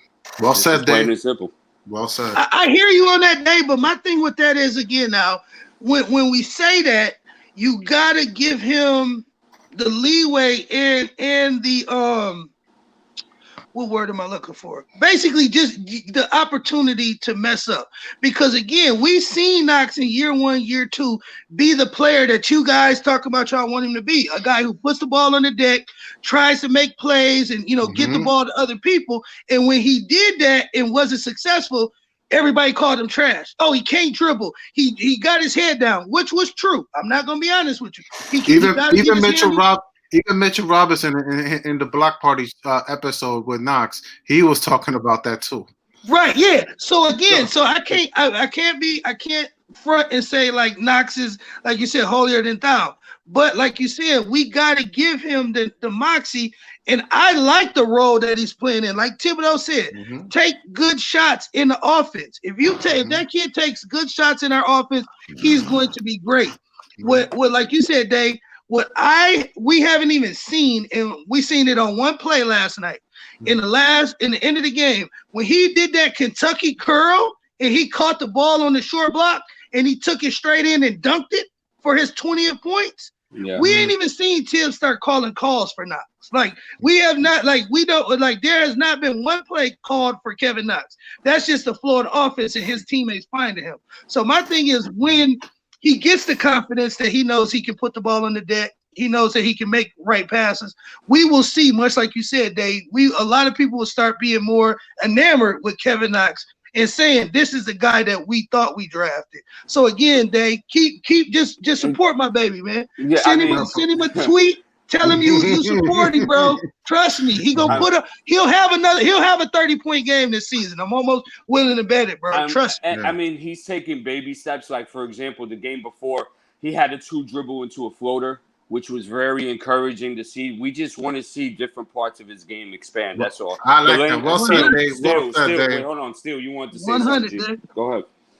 Yeah. I just wanted to add too, because one of the most impressive things I saw with Knox was in the first preseason game with Detroit. When he did the pump fake, went inside for a mid-range jumper. I think stuff like that is what helps to open up his game. And see, for me, it's not just about opening up his game. It's opening up his game to face opponents, to combat opponents such as the Miami Heat with their defense, the way they would target in on certain players.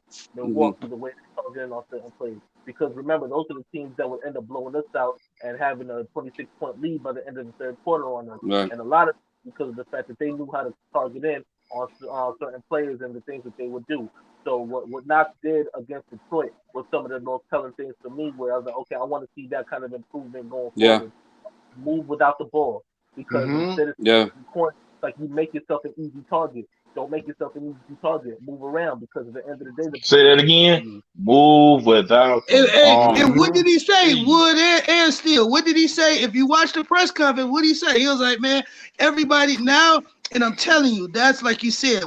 It sucks because, bro, I damn near Fizdale owe me some money, bro, for standing for him that whole season, bro. Dude owe me a check, bro. Like, because again, we see there was no coaching going on, bro. Like, I can't stand up in front no more. Maybe Fizz is just waiting. Bro, you was doing nothing. You robbed us for a check, B. You robbed us for a check. Hold on, Prince. Let's let Steel finish his. Yeah, I'm sorry, Steel. Yeah, eat, bro. Nah, bro. You know who owes us money? Steve Mills owes us money. Steve Mills put this whole together. God. So that's the guy. Listen, that's the guy I want. Listen. I need a reimbursement from that guy. So me being a Knicks fan and having to go around there, whether it's in public, as far as doing my job, and still repping the team and all that stuff, and getting pointed and laughed at, like I'm saying, getting heckled by that's the guy that owes me a check.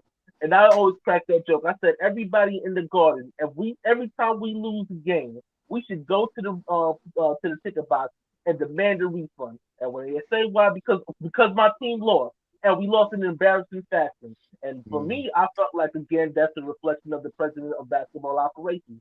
You put the whole thing together. You're the one that hired the coach. We had a plethora of coaches out there.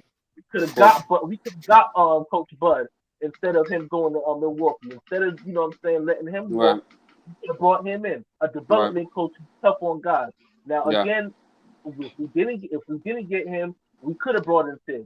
There were so many other coaches that was available. You stepped with Fizz, and you didn't do it for the sake of basketball. You did it for the sake of the money. Okay, right. We can attract the big names to come and play for us. So that'll bring more people to come to the Garden. That's more money tickets. You know what, Steele? I want to piggyback and move forward to what you're saying. And that's why this offseason, the most important thing, signings, and the most important thing moving forward for our organization that we did was that we hired a proper front office. We hired a proper coaching staff. No company on the planet Earth cannot run successfully without the guys running the organization successfully. So that's going to trickle down now to the players. It's going to trickle down to what we want to do. Now we have an identity. Now we know what type of players we want. Now we know, you get what I'm saying? So that means everything, in my opinion. Yo, can I add something to this real quick? Eat these. Yo, this is what I'm thinking. As I'm sitting here listening to y'all, I feel like we blaming Fizdale a little bit too much, man. I ain't even gonna lie. I feel like we doing to him what we was doing to Randle at the end of the day. Like, at the end of the day, let's look at it. He really had no talent. He had all rookies. He didn't have the vets that we got now. You know what I'm saying? At the end of the day. So I just feel like we need to just keep it calm on Fizdale.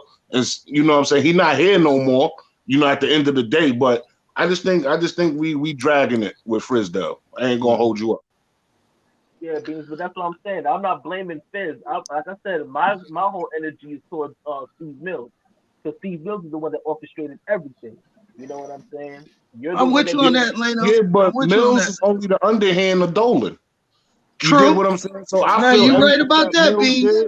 Came from up top.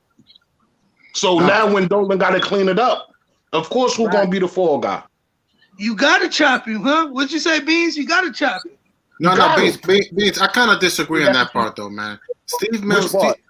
If Steve Mills is in charge, we're seeing the difference of Leon Rose, building in charge as opposed to Mills. Yes, correct. All right. But let's don't forget, Steve Mills wasn't only the basketball thing. He worked for Dolan business, period. Right. You know what I'm saying? So they be having lunches and dinners and shit all throughout the week. But you gotta have a vision. When he got Leon Rose in here, he probably said, "You know what? I'm gonna let you do your job, and I'm gonna fall back." That's his job. I'm gonna go make music. I'm about to go make music. But that's what I want. That's exactly what I want from Dolan. I don't want Dolan meddling. I want Dolan to hire somebody who's gonna do it, and somebody whoever does it has a good vision. That's the thing. You know what it is about Leon Rose? Leon Rose, in my eyes, even though we don't hear much from what's going on, but it seems to me, right? The perception is that he communicates well. He communicates a lot. There's a lot of you can sense a level of communication from Leon Rose to World Wide West to Tibbs to Kenny Payne to the players. It's like there's never somebody that's gonna tell you I don't have time for you. And you know what? It's possible that last season, a lot of these players were told, I don't got time for you. I don't got time for that. Just fix it. Right. You know what I mean? God, that's not enough. I don't want to cut you off, but God, you're right. I mean, go back to KP. Yeah, go back to the whole KP. Hey. Can I interject real quick? I just want to say something real quick. I'm going to give it to you. In there. Let's stay because we've been eating. Let's stay. Get it started. Yo, Woodshed, what up, man? Day Prince, Bum, what up? Beans, what up? OG, Woodshed, what up? OG, Gotta, Elijah, Mojo, what up, man? What up, everybody? I see I jumped in. Is that a mix? Yeah, man. Early morning chat, man. I told Freezy I was gonna pull up this morning, man. So I got up a little early, but I jump in the chat. As soon as I jump in the chat, man, I hear about Steve Mills, good old man Steve Mills. Steve Mills, I know most of y'all is probably older than me. Steve Mills been on the Knicks damn near my whole life. So just the fact that he's not here, it's a breath of fresh air. One. Uncle Freezy, what up, Unc? Steve Mills Yo, not here. what's That's good? a breath of fresh air. What I really like about Leon Rose, he don't talk to the media. Now remember before, for example, like the Steph Curry draft, when we all knew we wanted Steph Curry, everybody in the world knew we wanted Steph Curry. Mm. We didn't know who Leon Rose was going to pick these last 9 months. So I like the way he plays with the media. I like him not speaking to the media. I like the way he moves, and we just got to respect that. I think that David Fizdale gets picked on, and I pick on him too, because he was just a bad coach, Beans. Like, he was really That's it. like, Pretty simple, bro. I always tell people this. When you look at the Jets right now, they have talent. They don't have the coaching. So as soon as we get the coaching, you're going to see the talent. And I always felt like the Knicks had talent. A lot of people don't like our young guys. I love our young core, and I like what I seen last night. So we good to go, man. I want to Let me make point another quick point Yes. real quick. Go ahead, Elijah. Oh, no, I was just gonna say, I would say that the Knicks don't have one coach. I feel like it's like a three-headed monster right now. That's all I wanted to say, bro. Let me add another quick point because when they hired him, they said that Thibodeau was going to move like that. That, like I said, as a fist. You know what I'm saying? Not by himself, and like you said about Leon Rose too.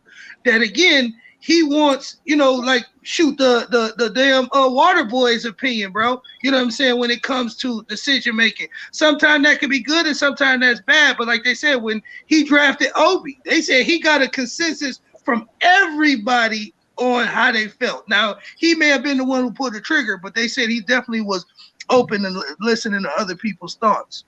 let me add this real quick, Prince. All right, I see what y'all saying about management and all that, right? Let me ask you this question. When Leon Rose came in, right, he was Dolan let him bring his own people in, his own people that he knew and that he messed with. So we got to think about it. If you've been running with people for 10 years, because all the people he hired, he go back with from CAA and all that type things, right? Mm-hmm. So Dolan let him bring his people in, and that's why he's running so soundly like this. He been new Tibbs. He been new Tibbs for over 20, 30 years. He know how Tibbs give it up. That's what we need. Fact. But it's not. But to say real quick, and I know we probably gonna move to another subject, but like State said, bro, if you remember once we got rid of Phil and they clean house, if you remember in the news, the whole thing they was talking about was, it's a new culture. The Knicks hired all new people. So Steve Mills, he hired his whole new staff. They hired all new people in the front office. So everybody who was in those 2 years was all handpicked by Steve Mills and Scott Perry. You know what I'm saying? But I feel like saying Steve Mills is there with new people really ain't, because Steve Mills been there. He just been behind the scenes. You know what I'm saying? He just been the puppet master. The last 5 GMs we had, Steve Mills ran all of them. But Steve Mills was a business guy. Steve Mills was never like a basketball guy. You get what I'm saying? Like don't listen to him with that noise. No, say that again. I said when Dolan even though he wasn't the GM at the time, if Dolan called him right now, I need you to go relay this to such and such. That's his job. But the only thing I don't like, don't crap on Dolan, who hires the most minorities I've ever seen as a sports executive, who, after he fired Phil Jackson, learned how to step aside from basketball operations. I have no beef with Dolan right now. The last time I heard about Dolan was when he kicked out Charles Oakley from the Garden, and Oak deserved to get kicked out. I'm sorry, people. He deserved it. It was an instant after that, I'm done with Dolan. Dolan is going to pay luxury tax. Imagine if we drafted Russell Westbrook, Kevin Durant, and then we draft for James Harden, and Dolan allows James Harden to walk for $5 million. Just think about that. OKC allowed Harden to walk because they did not want to pay him $5 million. So I think we gotta get off this notion that the media says, oh, Dolan is the worst owner in sports. Oh, Dolan, he's not, people. He's not. And the Knicks got the most strong. We got the best coach in the Eastern Conference, and I think we got one of the best coaching staffs in the NBA right now, currently. Right? Now that one is that one I agree. As long as Dolan stays out of the way and just cashes the checks, I'm perfectly happy. Yeah, I'm with it. And we still the number one value franchise, believe it or not. With all that. Yep. With all that. For being in the dungeon, we still number one. But that's why we ain't gonna never get that number one pick. So we might as well, let them young boys play. We ain't getting Kate Cunningham. We ain't getting Jalen Suggs. So don't have those dreams. We ain't getting Kuminga. We probably get Jalen Green because he's CAA. But still, I don't think we're gonna be that bad. I think we're gonna play 500 ball all year long. Because nobody. What did he just say? Hold on, y'all. What did State just say? You heard what I said. You know my prediction this season. I said we're going to be playing 500 basketball all year long. That's what I said. Oh, what's that, 32 and 32? Nah, I said 32 and 32? I think 30 wins. Am I confused? Is Fizdale walking through that door? I'm confused. I'm confused. Like, let me know, bro. I thought we got the best coach in the Eastern Conference. That should give you confidence alone. If Mike Miller went 17 and 27, why we can't play 500 ball with Thibodeau? Explain to me, Hey, Raw, not to cut you off, Freezy, but real quick, Raw Hebrew. I remember I seen him in one of his, his little drops. He has said, watching David. I mean, not David.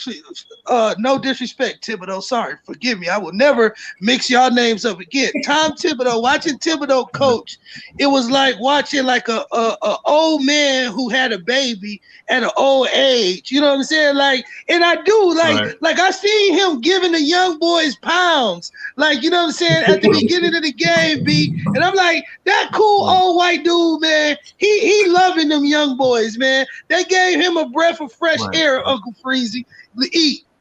Right. So, State, let me ask you a question. How many wins? Shout out to E Stalin E. It's some people shout out to Julian Blum. I see you. Shout out to Moises Perez Batista. What's good? Keyshawn Booty. What's good? Who is that? Is Ronald Miller. What's good, Ronald Miller? Hey, so subscribe to the channel, like the live stream. This joint right here is fire. I don't know if you can get no better than this. Right here. This joint is fire, dog. Hey, look. We ain't get ready to knock y'all out with no super graphics and no super dope production and none of that. You know what I'm saying? We ain't got no phone. You know what I'm saying? This right here is where you come and get battle tested. Right here. You know what I'm saying? This is where cats want to come and have they say be heard. This right here is legit. I'm sorry if y'all thought y'all was gonna come here and get all the super dope guests. You know what I'm saying? Like you know what I'm saying? Like dudes out the Knicks front office. We are super dope. Get the guests. Somebody don't right get but this is family right here. I keep telling y'all ain't guests. This video chat is not about guests. This is a family right here. I'll be legit glad to see y'all in our virtual chat. This right here, this virtual chat. This is our family, dog. You know what I'm saying? Mm-hmm. Yo, this thing is fire. We got like 130 people on a Saturday morning, B. Come on. Come on. You don't even get it on the stream.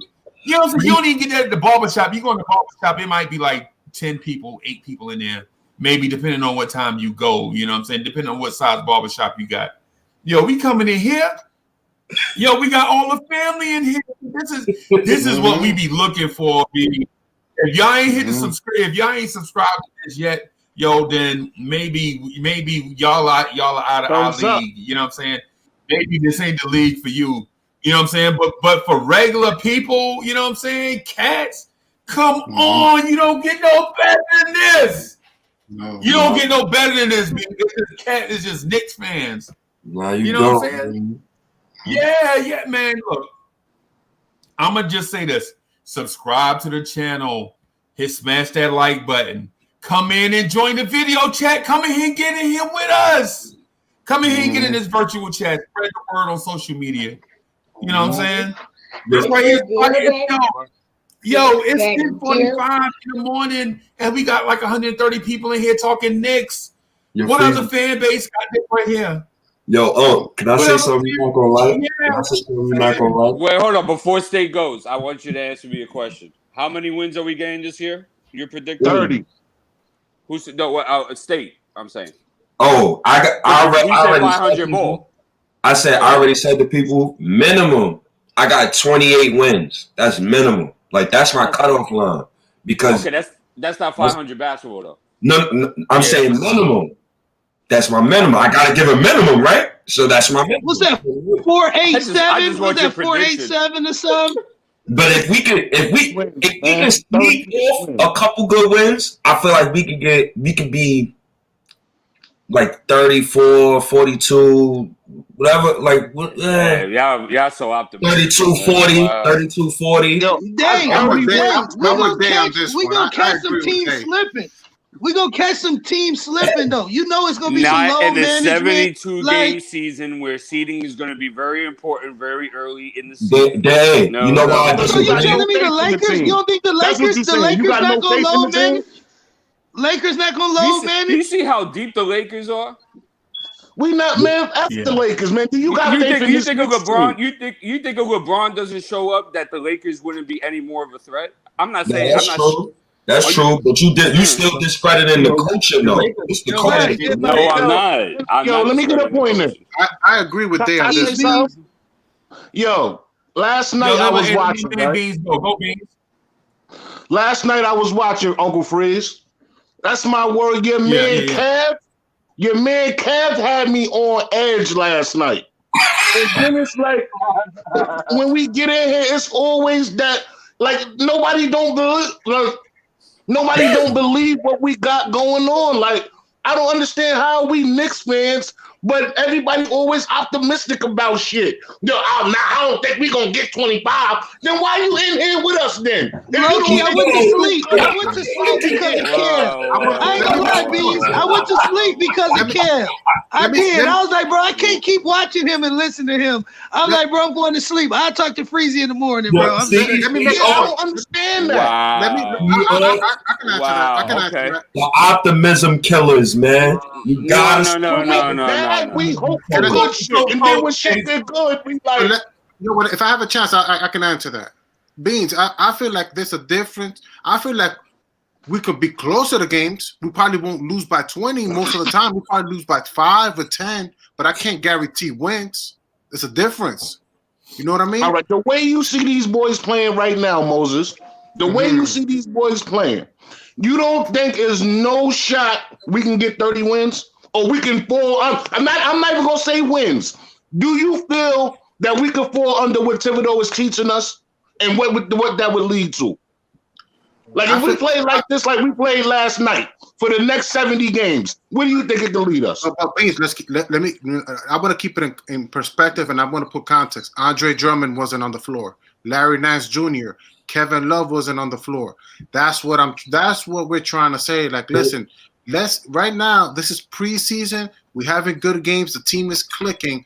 But what happens with we're facing other teams that are clicking, and you got to face game one. You got to deal with Malcolm Brogdon, T.J. Warren, who could go for 50. Sabonis. He day to day. I thought we could beat them, man. You gotta deal also Sabonis. You also gotta deal with Miles Turner. So that's not gonna be easy wins in the regular season. It's gonna be Cleveland swept Indiana. Cleveland swept Indiana in the preseason. I know we talking preseason. That's what I'm trying to say, Bun. That's what I'm trying to talk to you. Like now, I'm just saying though, they got swept by Cleveland. We just swept Cleveland, we open up against them on Wednesday. But like I said, I went to their injury report. T.J. Warren is day to day, and they got like a couple other cats. One of their big men is out too. Like I said, but let's remember though. Let's remember. Look, we did great yesterday. I'm not going to take away from that. Okay, I don't want to take away from that. But I want to remember though. I'm not going to forget that Drummond was giving Mitchell Robinson problems the first time they were facing Cleveland, and he wasn't there. He wasn't there the second game. Kevin All right, Love let or me ask you Larry a Nance question. Jr. wasn't there. So let's All right. Hold on a teams are gonna- second. Hold on a second. regular season, everybody's ready. Ain't nobody gonna take losses. This ain't preseason no more. So All right. Look, listen. All right, All I right, understand that. Let me ask you I one quick got question. you. Go So ahead, let me, Dave. I just want to hey, let me jump in real quick. I just want to just jump in real quick, and I promise I'll let y'all eat. Right. So I understand where God of Moses and Elijah is coming from, right? But at the same time, of the three dudes you mentioned, which one of those dudes would guard Emmanuel Quickley? Out of Andre Drummond, Kevin Love, and Larry Nance, which one of them would guard a dude that had 22 points and 5? Malcolm Brogdon's gonna play Nobody, defense. right? No, well, Brogdon, Brogdon. I'm just saying. I'm just, hey man, I'm talking about like you referred to one to project to the other, like and so I did that too. But then when I thought about it, I'm like, well, Kevin Love can't guard Emmanuel Quickley. If he does, that's in our favor. Larry Nance can't guard Emmanuel Quickley. If he does, that's in our favor. You know what I'm saying? Now the thing with Kevin Knox, maybe Larry Nance, but Kevin Love is not guarding that. You know, and what I'm saying is, and I said all that to say this. I think what we should do is manage expectations, but don't piss on the party. You know what I'm saying? Let's not just piss on the party, beat a wet blanket. You know what I'm saying? Because we did show a lot of positive stuff. You know what I'm saying? But at the same time, because with me, I'm saying people are saying we legit can beat Indiana. I'm saying we have a shot to beat Indiana. Let's not, said, let's not get crazy. But you got State here. You know, when you did it with State here, you know how he does. You know. But Indiana got a new coach, so I'm just being optimistic. I'm just placing stuff in context. If you got a new coach and my coach is better, I think I'm gonna win because we're deeper than Indiana. You see how they ain't gonna let me talk, man? They just gonna stomp me up. They just stomp me off. Anyway,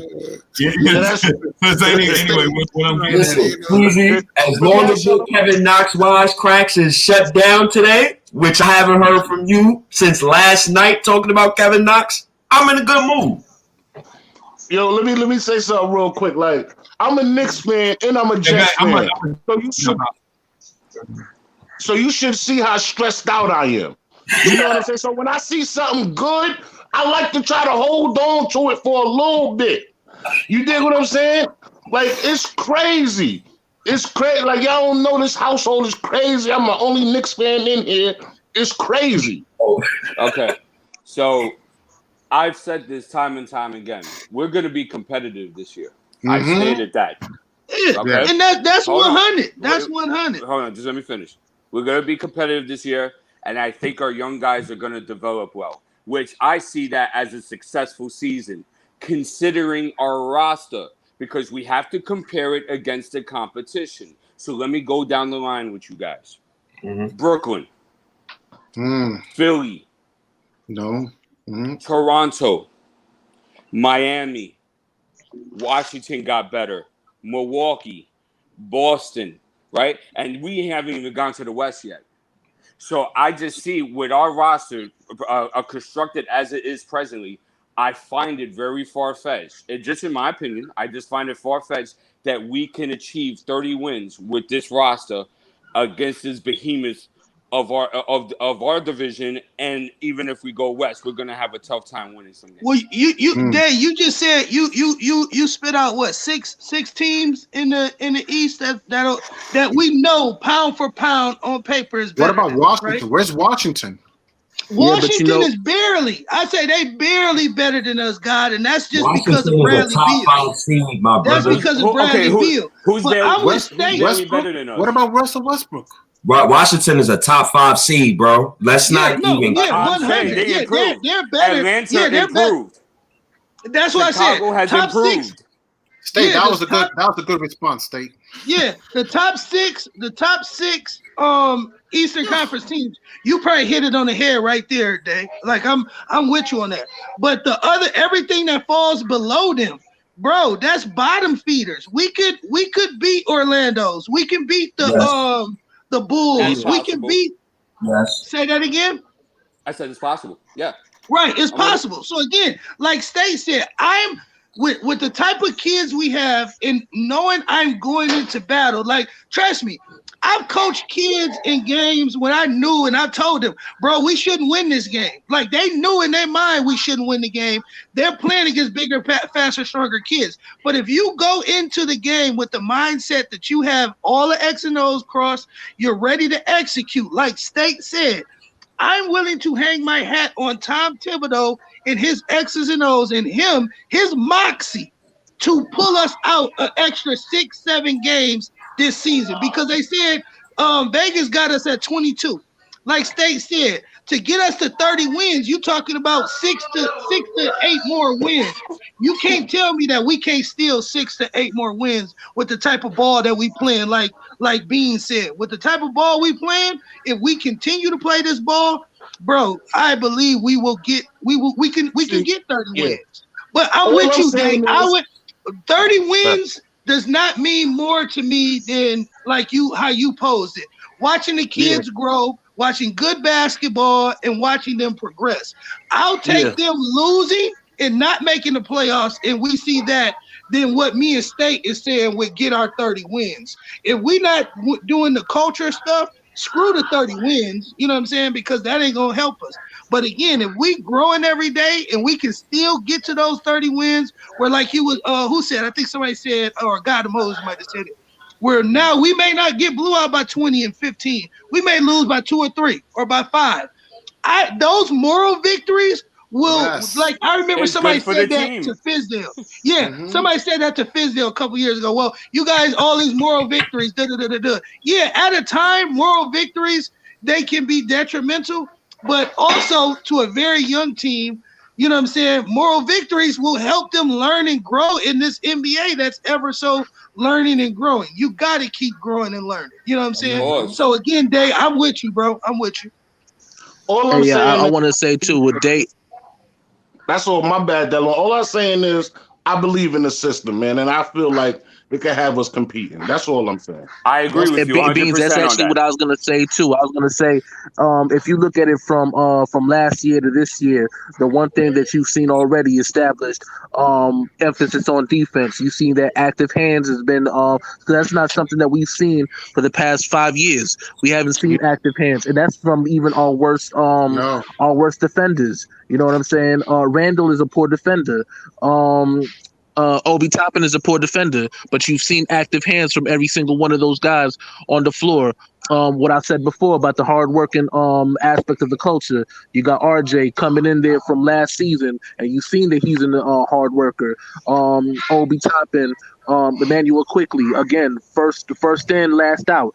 You know what I'm saying? They're establishing that culture already. So immediately you already see some of that stuff can rub off on other players. So it's not that far-fetched to believe that 30 wins is in our grasp. You know what I mean?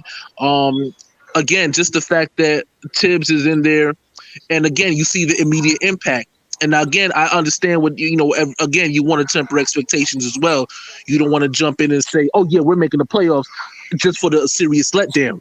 But at the same time, I believe, just like being said, I believe in what the culture, the culture that we're developing and that we're establishing going forward. And I think that, again, we don't necessarily need a superstar to come in here. We don't need to be stargazing anymore, looking for the next savior to come in from somebody else's organization. Maybe we just finally draft the right guys and continue to build going forward. You know what I'm saying? We just went from 17 to 21 last season, and even though it got cut short, that's still 21 on the books. So maybe we can go ahead and bump that up to maybe 28 to 30. You know what I'm saying? It's not that far-fetched. So, again, I'm optimistic this time around, you know what I mean? As usual, I like to temper expectation, but at the same time, I want to hope for the best and prepare for the worst. I think that's kind of the mindset a lot of us have, but we're more of I'm going to prepare for the worst first than expect the best. You dig what I'm saying? So I think that's kind of been the whole mindset of a lot of people that say, we're not going to make the playoffs. I'm not worried about the playoffs. I want to develop our guys. But I think it's the right approach. I just think that, what I'm saying, it's two sides of the spectrum. You know what I mean? People don't want to be let down any further because we've been let down for so long that it's hard to sit there and get geared up for another season you know what I mean, expecting the playoffs, and we don't go no further than the lottery. So with this time around, I just like I said, a 30 is a very I think it's a reachable number. Playoffs can be in our future. You know what I mean? We can catch a couple of guys slipping. Because they're gonna look at us and it's just the Knicks. Mm-hmm. And then So remember, you know what it's I'm saying? two Again, extra that's how playoff spots. we got a puncher's chance. So that always works it out in our favor as well. But Yeah. And then remember, it's 2 extra playoff spots. yeah. So Okay, instead of 8, it's going to be 10. About that. Y'all don't think we can scratch for that 10th spot? Maybe It's a possibility, without a doubt. But maybe they'll win 25 games and make the playoff spot. That's possible. That's a good argument. Man, what I seen from Julius Randle last night, passing that ball around and that Talk to me, State. Man, listen. Talk to me, State. I want to hear that from you. Man. We could win 30 games. If Tibbs, this is my thing, fellas. I used to hate. I hate Julius Randle. I dislike that man. He was a ball hog, no defense, blah blah blah. I could keep going on and on. What I seen last night from Randle was easily the best Knick game I ever seen him play. He didn't hog the ball. He passed the rock out. And you know what I attribute this to? No Alfred Payton. You insert a new point guard, the whole offense comes alive. You insert 2 new point guards, we score a lot of points. Matter of fact, you insert 2 new point guards, we beat a team by 36 points in the preseason, the most points we beat a team by in 15 years. Hey, yo, State, you know another thing, too, if you think about Randle actually used to hold the ball to make his move and only his move from last season. This season, think about the fact that even from the beginning of this situation, he's been analyzing the floor a lot more where he's looking for the pass as well, you know what I'm saying? Looking for the cutters. But again, this also goes with moving around without the rock. I think that when it came down to it, it's easier to see the floor when people are moving and trying to get free, as opposed to, I know he's going to take the shot, so let me just fall back. You know what I mean? And I think that's been the problem too. So that's what I'm saying. Even with the coaching change and everything, what I've seen with Tibbs working with Randle, you know what I'm saying? Hey, if you hold the rock, don't hold the rock for your move. Hold the rock for team success, for the best basketball play. And that's what I'm seeing, because I'll be honest, I'm not a Randle fan at all. I was, like I said, I had to change my mind because of the fact that I was like, you know what, having that mindset of trade him for whatever, trade him for the chopped cheese, trade him for the bag of dipsy doodles and the quarter water, that's not gonna do nothing for that's not gonna benefit our team and our team success going forward. So again, you know what I'm saying, especially if we believe in, it's best to have a Julius Randle to play out his contract. You know what I mean? Yeah. I want Wood to answer this question because I see Wood ain't speak in a minute. Wood, I know you watched the game yesterday. I know you watched the whole preseason. Do anybody find it funny, Wood? And I want you to start off that Thibodeau is running the triangle offense and Randle looks better. Like, am I bugging, Wood? Is we watching the triangle offense, an offense that, Phil Jackson tried to get us to play a couple years ago? Yeah. When the Knicks have been in go ahead, when the Knicks have been in the half court, man, that's what they've been running, mostly triangle, man. And what's making it work is guys aren't just standing around. Those 2 guys on the backside of the track, they're cutting, moving towards the basket, moving to where the guy can actually see them. So, we run a lot of triangle. And the thing about Randle is the dude can pass. And the dude can defend. The problem is he doesn't always do it. And now he's in a situation where if he doesn't do it, you going to the bench. 2 things. I remember the first preseason game, Mitch caught a bad foul. It was such a lazy screen, I almost threw my TV off the wall. It was a lazy screen. 30 seconds later, he was on the bench. The next series, Randle comes down. Obi literally cut behind Randle, like wide open. And Julius takes like a half fade away. 30 seconds later, he was on the bench. So now that you have accountability and you have something in place that they're designed to do, if they don't do it, they're going to the bench. And that's a good Let me thing say for one everybody. more thing too, Shad. Let me say one more thing. What's funny is this is what's funny. Because last year, I think we all hated Randle after last year. You know what I'm saying? And it's so funny because now that he's buying into the system that Tibbs is putting in there, you see how everything else is so much smooth now? Once we get our number one player, which he still is, believe it or not, he's still our number one player. Once we get him to buy into the system, everything else is going to follow. Yo, it's that point guard, bro. That Emmanuel Quickley was like the shot in the arm. Like, it was like the medicine from the doctor, bro. Like, Alfred Payton needs to be shipped, boxed in a box, taken to JFK, cut him. I don't know what the Knicks need to do with him, but get Alfred away from Randle. I feel like Alfred made me hate Randle, and now I hate Alfred even more after watching Randle. Oh, a lot of people are saying that. Let me piggyback off of that. Wait, hold on, real quick. And then, Ghana Molis, I'm gonna give it to you. Alfred made people hate Kevin Knox. You see Kevin Knox with a new point guard. Look how he look now. Go ahead, bro. That's a great point. I didn't see that part too. Bro, look at him. Look, when your point guard, when you have a point guard who gets that much gravity drawn to him from the defense, opens up everybody else's game. Knox is a shooter. He's Rashard Lewis, which I keep comparing him to. That is Rashard Lewis. Run that man off a million screens. They both Knox. Hey, Snake. I want to steal the track, but hey, bro, I said that when he was drafted. If there's one player that I wish he could work with, it would be like you said, like Rip Hamilton, Reggie, guys who, like you said, who can teach him how the ambiance of coming off screens and working without the ball, always having his hands prepared to shoot. Like, bro, like you said, that was a great comparison, man. Let me ask y'all a question. Hold on. Allen Houston? Hold on. Can Knox be like Allen Houston? That's all I'm asking.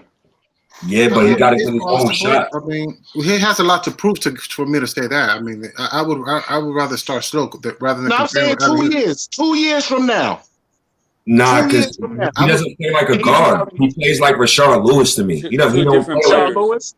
Yeah, Rashard Lewis was nice. Knox, if you did you see last night with a different point guard?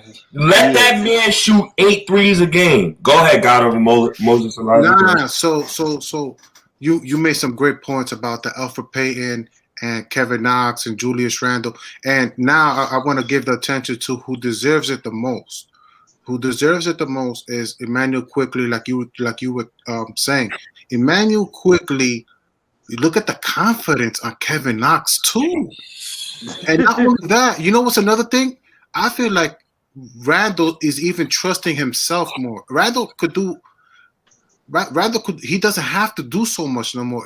All he has to do is he could pass it out to Quickley. He could pass it out to Reggie Bullock. He could pass it out. He has options, and he's not a one-man army.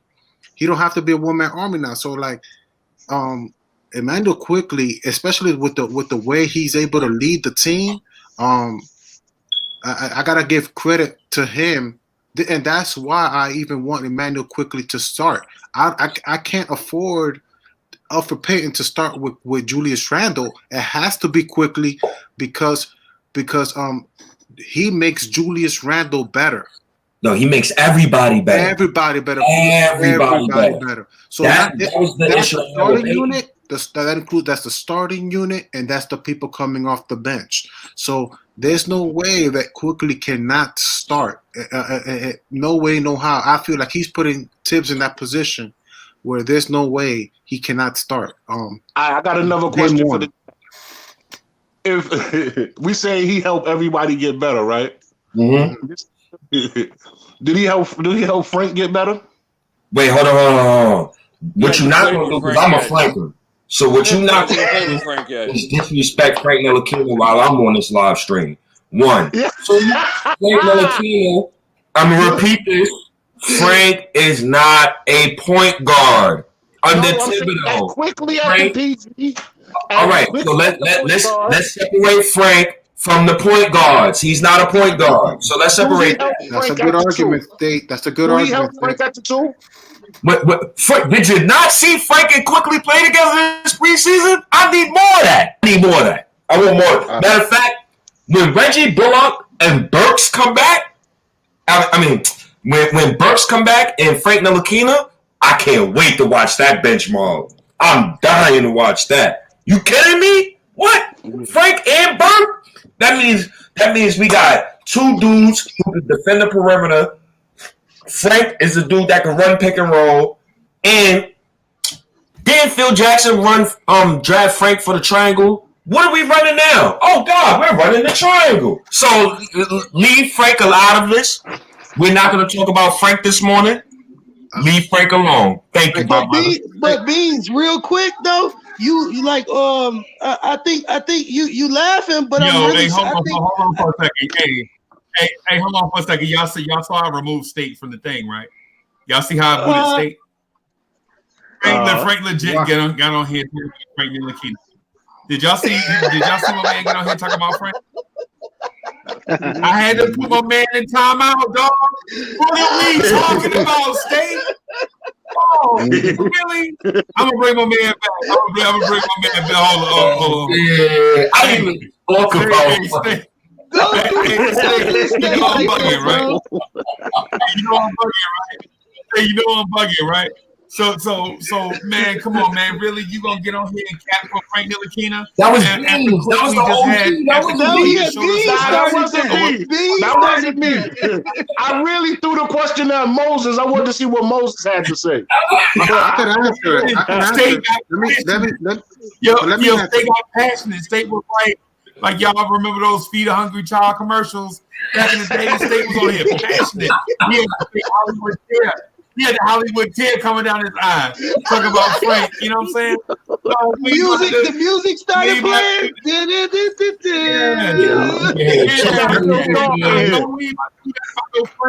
After Emmanuel Quickley came on and did his thing.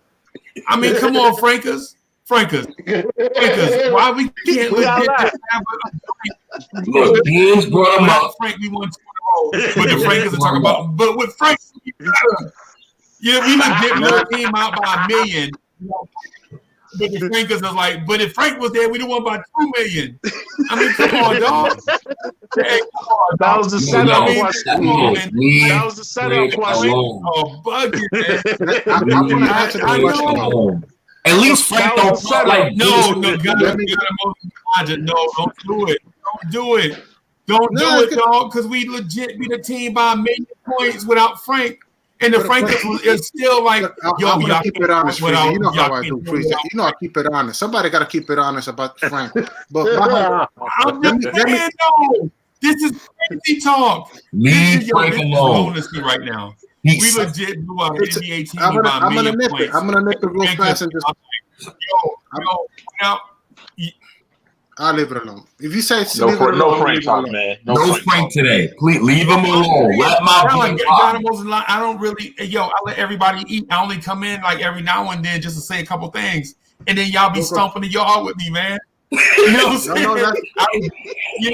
As soon as I come on, as soon as Raphael, he's like, "Yo, it's time. I'm going to stomp the yard with Breezy right now." You know what I'm saying? The thing with Frank, though, come on, dog. We legit just beat the team by 1 million without Frank. Why are we even talking about Frank? Because he my draft pick and Beans brought him up, and y'all not going to disrespect my draft pick while I'm on here. Disrespect Dennis Smith Jr. That's who you disrespect. I disagree. Stay. It don't work like that. No. It do work like that. It do work like that. When in my teenager years, I watched Isaiah Thomas trade every draft pick, every first-round draft pick. Now I seen us trade Carmelo Anthony. I watched Donovan Mitchell and Jamal Murray score 50 points in the same game, and I'm thinking about Frank Ntilikina after every Donovan Mitchell jump shot. And you telling me don't care about my draft pick? Man, you better leave my draft picks alone. Let's celebrate Kevin Knox because Kevin Knox proved himself. Until Frank proves himself, he got to be in the doghouse. But Frank is good money. He's a wing. He's not a point guard. Stop boxing him in with I Dirk agree. Jr. I agree with you on that point. That's a good point. Let me finish that. And that's what I wanted to say. Because I do give you credit to when you are making a good point. Frank is a wing player. Yeah. So to answer Beans, look, Frank is a wing player. In order for us to win, he's gonna he needs to knock down more than just one corner three for the game.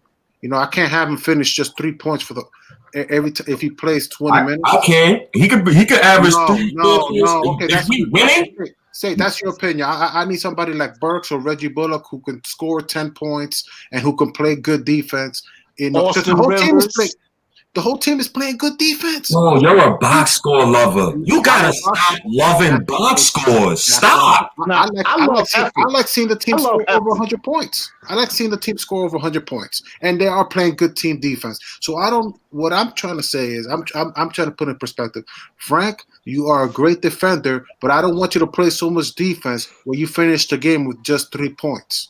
Listen, you can finish with 3 points like Tony Allen. That's me. I can't cap. That's capping for me. What's capping? Tony Allen, Bruce Bowen, James Posey, Manny Thomas, Shane Battier. Role players matter. I'll take any of them. I'll take any of them if that's true. If that's who Frank is. They average double-digit points too. If Frank is still here, if I really want success for Frank, the people you just named. I want him to score double digits. That's the first goal. I don't need. You don't need it, but I need it. Okay, I respect you on that, God. I respect you on that because again, like you said, Tom Thibodeau, he kind of reiterated this point. I can't sugarcoat bad playing. You can't be finishing the game with 3 points. I can't. No. I want Frank to win, and I want him to be a successful player. I want him to score David Fizdale. Well, real quick, God. I'm not making excuses. Back to Fizz. Back to Fizz. Hey, God, real quick. What I was gonna say is like Tim said, you got your different point guards. You got your score first point guard. You got your setup point guard. You know what I'm saying? Like you got your combo guard. You got all different PGs. And like State said, and Freezy had bigged this up like a couple days ago earlier in the week. That you know what I'm saying? Like if Frank is, you know what I'm saying, Bruce Bowen or one of them cats, I'm cool with that. Like you said, Frank I want him to be better, Prince. I want him to be better, Prince. Yeah. I want him to be better, Prince. Enough of that. I respect that. I respect that because again, like my generation, me, like I said, I'm 5'11", bro. So again, at PG, I got my growth spurt late. I was like 5'6" all through middle school. So like the PG that I grew up watching was like BJ Armstrong. I love BJ Armstrong game. He could knock down the open shot, but he facilitated the offense. So when you say I need more from my point guard, I respect you. But I also hear what State saying because again, a facilitator is something you just can't deny. You know what I'm saying? Somebody who can run the offense for you and do what they need to do. And Frank does that, bro. Even though he doesn't fill up the box scores, but Frank plays good defense. And to answer Bean's question, and Day, I'll let you eat. Answer Bean's question real quick. Okay, Dave. I just wanted to say, y'all have a good day. I gotta go. Oh, damn. We have to put wagers. We have to do something with wagers for these overly optimistic 30 to 35 win predictions. We have to do something about this immediately. Okay. Look at me. He said my cash app good. My cash app good. Let's get it popping. Let's structure something like a pool or something, and we can get everybody involved or something like that. And we can do something personally if you want, because I feel like you're talking to me. Oh, I'm talking to everybody. You're getting emotional, because I'm actually talking to everybody. I wasn't just talking to you. Okay. Anyway, y'all have a great day. I'll see y'all. Good point, I gotta jet myself too. I gotta give me some rest, man. I just got off the job, so. All right, Steve. Yeah, I'm just saying, I'm about to jet too. I gotta go, man. I just got off of work and everything, man. But I wanted to come kick it with the family and everything. You know what I'm saying? Always go Knicks, man. You know what I'm saying? Much love to everybody. Uncle Freezy, salute to you again, man. Salute to everybody in the chat. Y'all be safe out there wherever y'all are in the world, man. Be safe, D. Peace, man. Peace. All right, family. Well, Yeah, no, and I think I kind of forget my point, but no, the answer being you can eat, Freeze. You can eat, bro.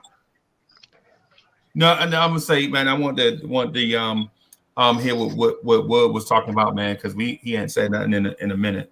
So I just want to make sure my man get in and Oh eat man, I some. just want to say one thing, man, and I slightly disagree with what you said earlier, Freeze. And this, this don't happen often, but I don't think it's time for us to calm our expectations. It's time to raise them, because if we don't raise the expectations, we allow a lot of bad play and a lot of mediocrity to slide under the radar. Like, let's be honest, man. Quickley has done in one game what we've been waiting to see from Frank and DSJ for almost 2 seasons. You know what I'm saying? Players break out in the NBA every year. Why can't Quickley be Devontae Graham? Why? Right.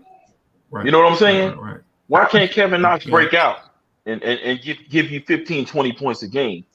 Why can't Mitchell Robinson get his head out his rear end and start producing like, Andre Drummond? Why can't he do it? You know what I'm saying? We have to start expecting for somebody. That's why I've been preaching all off season, man. Somebody got to break out. Right. If nobody breaks out, guess what we're going to be? We're going to be right here next year with the 8th pick. Again. Yep. Mm-hmm. You know what I'm saying? They're going to break out, Wood. Don't worry about that. I'm saying somebody has to do it. What I'm counting on this year, I'm counting on somebody breaking out. I'm counting on, even if it's Randle, give me 25 points, 10 boards, and 5 assists. You know what I'm saying? Hey, Mitch, give me 15 and 10. Who's mine? Hey, your breakout person. No. Hear me out. Here your breakout person. Scholar BCA. Oh my goodness. Please, my God. Hey, man. But did we wait before you listen. Before y'all overreact out of context, listen what me and Wood about to talk about.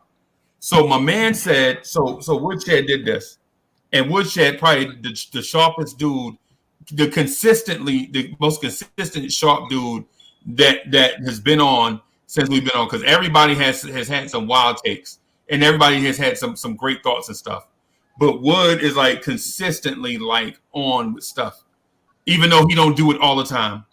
But my man said, "Yo, Uncle Freezy, guess what?" And I was like, yo, don't set me up, Wood. Don't set me up on national TV, because we can't undo this, right? So Wood's like, nah, for real. And I'm like, Wood, man, don't set me up on national TV, because you can't legit, put the bullet back in the gun. So he like, nah, you know Christian Wood? I'm like, yeah, I know Christian Wood. He was like, you saw how he broke out? Yeah, I know how he broke out. Guess what? And I'm like, oh, man, are you about to say we signed Christian Wood to a max? He's like, nah. Now, I got the next Christian Wood. I legit feel like I know who the next Christian Wood is going to be. And I'm like, oh, here you go. Everybody feel like the prognosticator, right? So my man is like, nah, legit, hear me out. And so I'm like, okay. I'll give my man some credence, because he usually always sharp on stuff. Like he don't get mad emotional and throw things over the top, or he don't get super, you know what I'm saying? He legit be like, sit back and watch stuff and think about it and then bring it to the table. And so I respect that. I respect that, because he's thoughtful. He's like, yo, I think the next Christian Wood is, and I'm like, before you say who it is, don't troll me, bro. You know what I'm saying? Not it's something like this, because I'm bought in. If you troll me right down, I might not never recover. You know what I'm saying? So my man is like, I think the next Christian Wood is gonna be Scholar BCA, right? And I'm like, God, get out of here. Scholar BCA, what team he play for now? Like at the time, we legit had no idea what team Scholar BCA was on. I thought he was in Portland. Somebody was like, nah, he on Atlanta. Come to find out, my man was a free agent, right? So he say that, and he's get into it a little bit. And I'm like, okay, all right, whatever. It's a shot in the dark or whatever. I swear, like 4 days later, the Knicks signed Scholar BCA, right? And I'm like, oh my God, look at this, right? And then I'm getting ready to run to Wood on Twitter and be like, yo, did you know that the Knicks were going to sign Scholar BCA or what? And so I hope but I reserve myself. And then I'm like, yo, the Knicks have a developmental program. Skylar BCA, for his size, is athletic. The knock on Skylar BCA has not been his athletic ability or any of that stuff. It's just that my man was soft. Yes, it's just that he was soft, right? He got all the NBA skills. He can shoot that thing a little bit. He can handle for his size. You know what I'm saying? He a good athlete. He got good court vision and all that stuff. But he's like what Tim Thomas used to be. Y'all remember Tim Thomas? He's like what Tim Thomas was nice. Milwaukee Bucks. But Tim Thomas didn't want to play big. Tim Thomas was a big that didn't want to play big, right? And Skylar BCA is center size that at the time didn't want to play center. And then I'm like, holy crap, we have Kenny Payne and Johnny Bryant. You know what I'm saying? Freezy, not to cut you off, I didn't know that was that his flack out there in Portland? Was that the issue? He just didn't want to play the 5 for them? Nah, he was just small. They said he didn't play big. Freezy was spot on. Yeah, and then plus in Sacramento had a whole bunch of bigs in front of him. Even Trill was in front of him. They had all kind of big bodies in front of him, so my man could never get on the floor and stay on the floor because of depth, right? And people question his heart. You know what I'm saying? So it's like, yo, why am I gonna get this dude minutes if he ain't got no heart, right? But then you fast forward through all these days, like when Wood said it, I was like, I really don't get into stuff like that, like make wild projections but with Wood, when Wood say stuff, I'm like, you know what? It may be some credence to this, right? So Wood called it then, and then we signed Scal, right? And then I look at how legit in like 4 weeks, Kenny Payne and Johnny Bryant turned Randle from spin cycle into a dude that might average 6 assists a game at the power forward position, right? And so what they tell me is that a cat like Skylar BCA in the right environment could be the next Christian Wood. In a couple years. And now, I get what you're saying. I think develop him behind the scenes. Yeah, hell yeah. So real quick, did we keep? So we waived him, but is he still ours? No, he's ours, but we have to waive. We got to trim the roster by 15 by Monday, I believe, and then we'll be good. Okay. The NBA approved. The NBA approved 17-man rosters yesterday. Okay. We good. Okay. Good call, Wood. Good call, Wood. Listen. But listen. So here's the thing that y'all sleeping on already. The path that Christian Wood took is similar to the one Skylar BCA is taking right now. You know what I'm saying? Like he got cut by a whole bunch of teams. People question his heart and work ethic. You know what I'm saying? And now we got him on an Exhibit 10 contract where he'll probably wind up going to the G League for us and balling, just like Christian Wood did. You know what I'm saying? So he's going down that same path that Christian Wood. And I know before y'all cut me off, y'all gonna be like, well, Uncle Freeze, a whole bunch of dudes do that. But a whole bunch of other dudes don't have the skill sets that Skylar BCA and Christian Wood have. Right?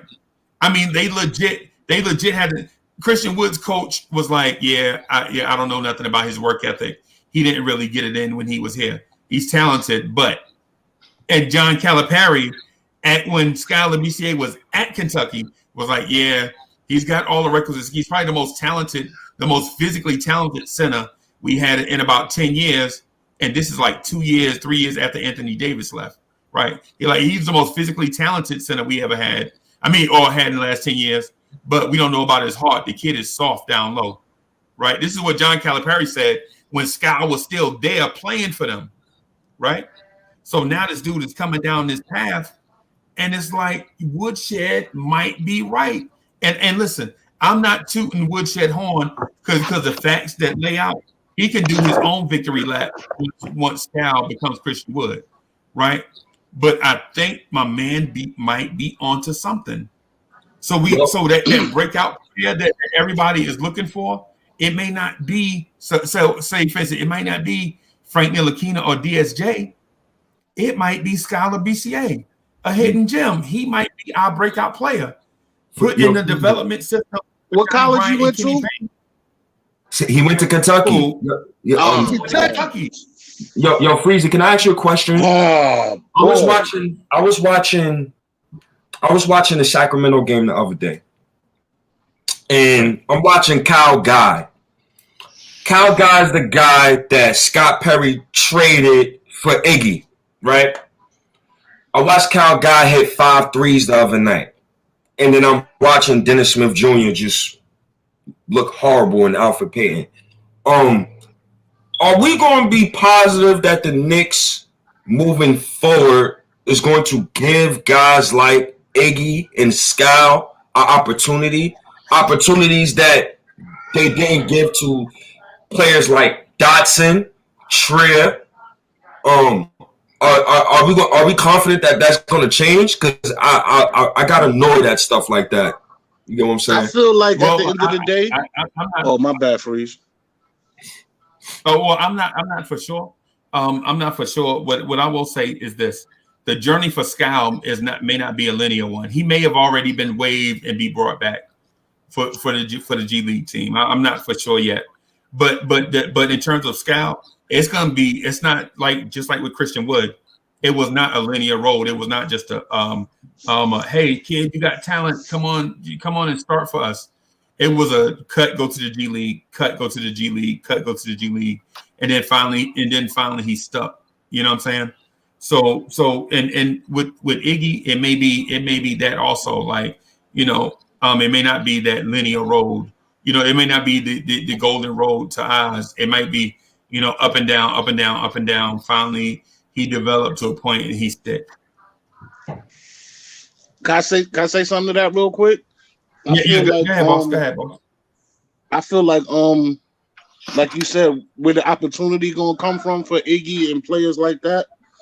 I'm gonna just piggyback off what Tom said. At the end of the day, you got to show it in practice, man. You show it in practice, you get your shot. Right. If you're not gonna show it in practice, I'm not putting you on Broadway. That's just how it is.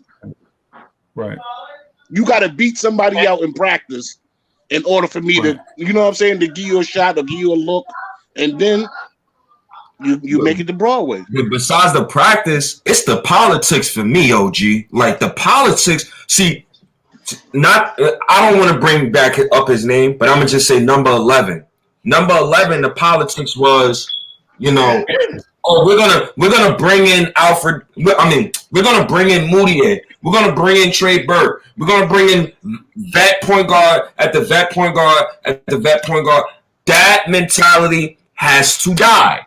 This is why I'm in a great mood right now because I like what we're doing. I just don't like the vet nonsense. That's I want to respond to that. I disagree with the vet ideology. I mean, I respect the veterans in the roster. Now, I kind of understand your frustration with the number 11 situation, right? But like you said before, number 11 is not a point guard. He's not. He shouldn't be behind. He has no business in the point guard position, whether that be Alfred Payton, whether that be Jarrett Jack, whether that be Emmanuel Moutier. The truth is, and like you might agree with me, he should have been backing up possibly Tim Hardaway Jr. Yeah, but you got to understand, we didn't invest draft capital on you. We invested it, the 8th pick, on him. So by default, you as an organization, you ain't winning no championship. You ain't going to no Eastern Conference Finals. Play him. Jarrett Jack is out the league. But again, he's not a point guard. You're contradicting. Yeah, but Alfred Payton is going to be out the league next season. But you're contradicting. You just said he's not a point guard, and now you want to put him in the point guard position. He's not a point guard, but I still felt like he should have played at that time because we wasn't going anywhere. No, I will play him at his position, and at that time, at that position, a player who we drafted, Tim Hardaway Jr., who we later traded to Atlanta, and then we brought him back because I guess maybe Steve Mills didn't like the fact that Phil Jackson traded him. Was playing the shooting guard position. Number 11 should have been a backup shooting guard. Well, number Shooting guard, 11 point not guard. playing costed us Luka Doncic or Trey Young because number 11 should have been playing, or we would have lost more games and we would have had a higher draft pick. So the jokes is on us. Guess we got Alfred Payton now. No. What we do have is IQ. But the truth is, like you said, number 11 is not a point guard. He had no business learning how to. I mean, his playmaking is already more than enough for a shooting guard. What he should have been working on in his game was he's already a great defender. He should be. We should have seen him take a lot of 3-pointers. He's a good corner 3. Maybe it's possible he would have been a much better corner 3 and a much better corner 3-point shooter. And that possibly a lot of fans would have been happy enough with that from him. That goes to coaching, bro. You got to bring it back to coaching, bro. If you bottom 5 in the league in 3-point frequency, and then you bottom 5 in the league in pick and roll frequency, that's a part. Number 11, system player. Did we have a system past 3-4 years? Hell no. So everybody got an excuse. You want me to give Randle the excuse, right?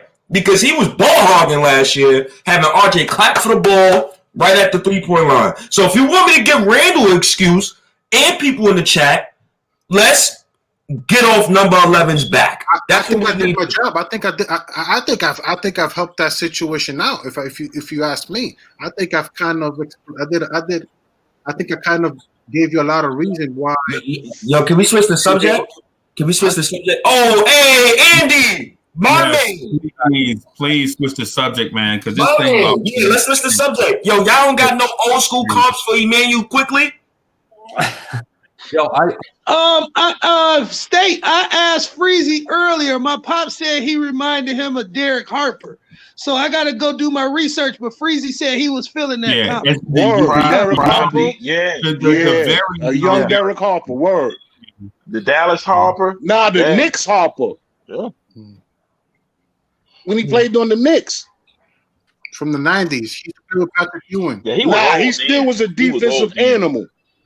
Right. Yeah. Can I give y'all a comp? Y'all might not like my comp, but I don't care. He remind me of Mike Bibby. Man, get your ass off this. Take your ass off Mike Bibby wasn't no bum. Man, Mike Bibby wasn't no bum, but come on. Bro, Mike Bibby wasn't no bum. He was the shooter. Man, Mike Bibby was good offensively, defensively. They had to carry Bobby Jackson. They carry Bobby Jackson to defend for Mike Bibby. They legit had to get Doug Christie from. Remember, Doug Christie was ours. They legit had to go get Doug Christie from us in order to cover up for Mike Bibby. I forget about that. Didn't Doug Christie go to Toronto first? Yeah, and then he went to Sacramento. But the only reason why I'm saying Mike Bibby and then Andy, you could jump right in, is because when I see Quickley, he plays with no fear. Like he don't care. It was one play, he came off a screen, and I thought he was going to continue driving to the basket. He just launched it. I said, "Oh, you're giving me Mike Bibby vibes." That's why I thought of Mike Bibby. But yeah, maybe I'm bugging the hell out. What do I know? But Andy, go ahead, Andy. What's up, Andy? Yo, I had to jump in because Freezy started topic of Scal, right? That be it. And I'm like, bro, I'm typing in the chat. They waived him, and he's going like 5 minutes. And I'm like, Freezy, he's not on the Knicks anymore. And he's like, but he's a development project. Like, Freezy, they waived him 4 days after we signed him, which allows the Knicks to have his G League rights. But already teams in Europe are looking at Scal. So he's going to sign in Europe. And they signed him only. Yeah, and they signed him only because, he got paid $50K on the contract signing. So he was like, okay, I'm going to leave you the rights for me to get to be playing on the Westchester Knicks, right? That's why we are like signing guys and then cutting them like a couple of hours later, because we're going to be, get them. We're going to be available to get them before the G League draft. So they're not going to be in the free players pool. We're just going to have like, okay, let's say we have 10 guys and we just only need to draft 5 guys, right? That's why these signings are like we sign them and like for a 10-day contract and we cut them in the 4th, 5th day. Okay. That's the problem. And I already heard that Fenerbahce Istanbul is in Turkey. They're already looking at call. So he's going to get like a couple of $1 million, playing there. So I don't think he's going to go to the Westchester Knicks for $50K a year. Right. No. Right. Okay. All right. Can I give a quick comp for your menu? Hey, so okay. He kind of remind me of Fox. De'Aaron Fox? Yeah. You know why he doesn't remind me of Fox? Because the shooting is I think he's a better shooter. Yes. Yeah. He's a better shooter than Fox. He got the speed. He got the speed to match Fox. And he got, people might not like what I'm about to say, he got a better floater than Fox too. Yeah. And he was in the 81st percentile in college and using his floater.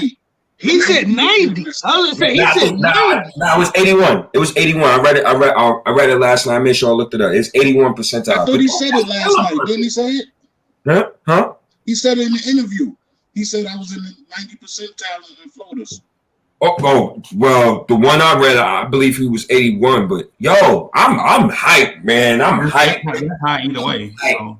I had an OG watching the game with me. I'm at work. He like, yo, that's the Mark Jackson floater, yo. That's the Mark Jackson floater. That's how I knew, like. That's how I knew. We good to go, man. This all I ever wanted past 19, 20 years was give me a young core. Like, give me some young players that I could grow old with and possibly win a championship. That's all I wanted. Mm-hmm. Oh, we got our first black president, but then we can't get no Knicks championship around here. Yeah, crazy. Yo, the Knicks, it's only one way they gonna get a championship, and everybody know how. Them young boys gonna have to get good, because nobody ain't gonna save us. Nobody's gonna Superman and come and fly here and take our cap space money. Ain't nobody coming. That's nobody coming here to save us. Whoever we get next offseason, 2021 free agency, they're coming here to not be the central piece, right? They're coming here because they're saying, I could go with them, and I know I can help them get further along to where they need to go. That's going to be the focus for next offseason. There's going to be a system in place. There's going to be a system in place for a year. That play we could just plug in different situations. That's why it's good that we got Tibbs in the system, because now we can evaluate. You dig what I'm saying? So I'm good with that. And then it's gonna help that we're gonna have like 60 mil next summer. That's gonna help. Yeah. All right. So let me ask this question. Let me ask this question before we get on another topic and beat it after that. So do y'all feel like Walt Perrin pulled off another great steal in the draft with Emmanuel Quickley? Do you think that was a Walt Perrin? Yo, well, possible. It's possible, man. He ain't here for nothing. Yeah, I'm gonna go with God of Moses. I'm gonna be neutral, and I'm gonna step back. I'm gonna be like, well, you did a good job, but I'm not gonna give you your roses yet. I gotta see it first. From the eye test, from what I've seen so far, yes. Yeah, just to add on this topic, CBS Sports rated this pick of Quickley in the first round for the Knicks as a D+. I was just showing that picture too. Yeah, they didn't like it, but no. But you know what? But you know what though? Draft experts are always wrong. You know what I'm saying? That's why when they hit, they tout themselves. That when they hit on one, they legit say, "I told you," because most of the time they miss. Yeah. You know what I'm saying? I mean, so them saying Quickley is a D+ probably has more to do with where the Knicks drafted him, more so than this kid's talent and fit. That's what I'm thinking. So, and what Stay said earlier too, Freezy, politics. You know what I'm saying? You got to think about politics too. You know what I'm saying? Like how many other players were still on the board, and then at that time, like the point guards. You know, I mean, like you said, Freezy, you said it last night. How many cats was killing the Quickley draft pick? Yeah. You know, because the Malachi Flynn's and all of them guys was still on the board, and this guy was there and that guy was there, and we could have waited, like you said, discount shopping. Right. But obviously, like you said, Kenny Payne, and you know what I'm saying, I'm pretty sure Walt was like, bro, no, like let's not wait till 28, let's not wait till 32. This kid won't be there. Like, you know what I'm saying? He won't be there. You know what I'm saying? So yeah, I really, like you said, I really like. I got breaking news just off Twitter too. It's breaking news. Nerlens Noel just fired Rich Paul. Rich Paul. Oh, wow. Remember, Mitch fired Rich Paul a couple weeks ago. Is Rich Paul trying to take out Knicks prospects and bring them around? Maybe. I think so. I said Leon Rose told him, okay, you gotta fire Rich. I think Leon Rose really told Mitch and Nerlens. I said that before, State. You remember what I told you that, State? I said that before, State. I think I'm gonna have to give God. I'm gonna have to give him his flowers. I really think Leon Rose is strong arming these dudes. Like, yo, you're not gonna tell my client, my player, anything behind the scenes. We gonna get you. Nah, I'm loving what I'm seeing right now. I don't even know what to say. Go ahead. Mitch might be here long term just because he got. Look, I'm not trying to hate on Rich Paul. It's just I'm looking from outside in. But I think it's possible that Leon Rose and Rich, there's a beef, and that you know, everything that the States does. My mind went blank, but I'm excited that you know, the Nerlens Noel situation. I want to keep our players. I want to keep them all. I like all my players. I like all of them.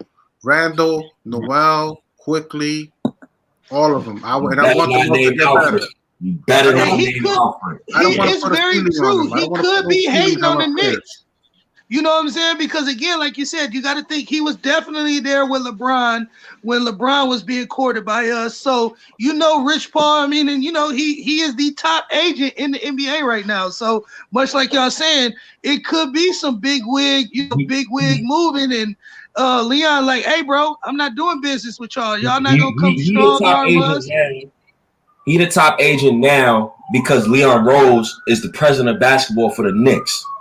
And then Leon Rose is a former super agent. You would know how these agents speak behind the scenes. So something got to be going on.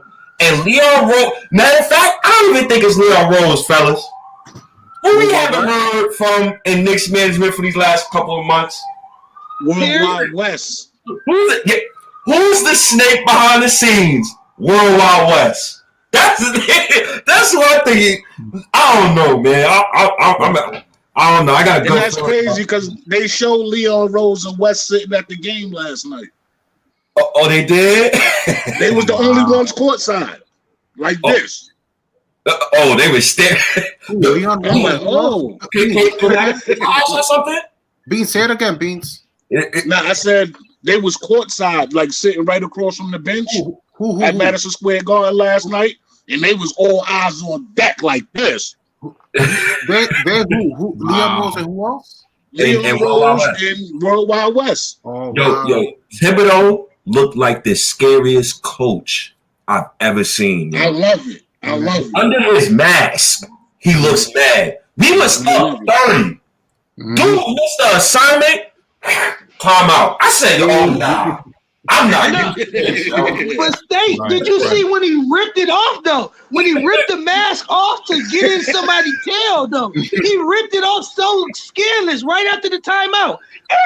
And started going to work. Like, no, you're going to see my mouth. You're going to hear every word I say, B. Right. Yo, Tom working them officials too. Don't even look at Thibodeau when they walk past him going to the sit down, bro. They be like this, bro. I'm good with Tim. I'm good with it. Wait, can we talk about RJ Barrett? Is he becoming the leader or not? Is anybody watching him during timeouts when he's talking to the other young guys? He's dapping up Obi. He's leaning over, talking to number 11, talking to DSJ. And what do people see from RJ so far? I'm gonna start with you, Andy, because you just got in. But what have you been seeing from RJ so far this preseason? Not from the basketball standpoint, but just from overall the way he carries himself. Like, are you seeing leadership role? What do you see? Yeah, I was gonna say leadership. We see him, like you said, talking with guys off the court during timeouts, during even just dead balls. He's always chatting up with someone, looking, doing, putting the guys in place with his eyes, like. So, I'm loving what I'm seeing, and I think this is the year he's gonna take more shots than Julius. That's why he's gonna become the first option and the fourth scorer for the Knicks. And it might be not a huge difference, but if RJ is gonna average like 23, 24 points, Julius still can get around 20, right? Until he gets traded. So I'm loving what I see from RJ. What do you mean I just hope what do you mean until he gets traded? What do you mean until he gets traded? I still feel he's gonna get traded. Who? Julius. Oh, I thought you were talking about RJ. No. He was about to go at it. So how do we just assume that Julius will get traded? And I'm hoping Obi is going to pan out like in a week or two. He's going to start those motor, his motor is going to be running like on really fast pace, right?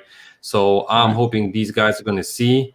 They're going to use Julius probably as a starter. But, if there's going to be like that logjam at the power forward position, and as we saw, last game we saw Obi playing the 5 even. But, they were playing small ball. So, I'm not going to dig into that real deep. But I think, as a 4, that's the max we can get out of Obi.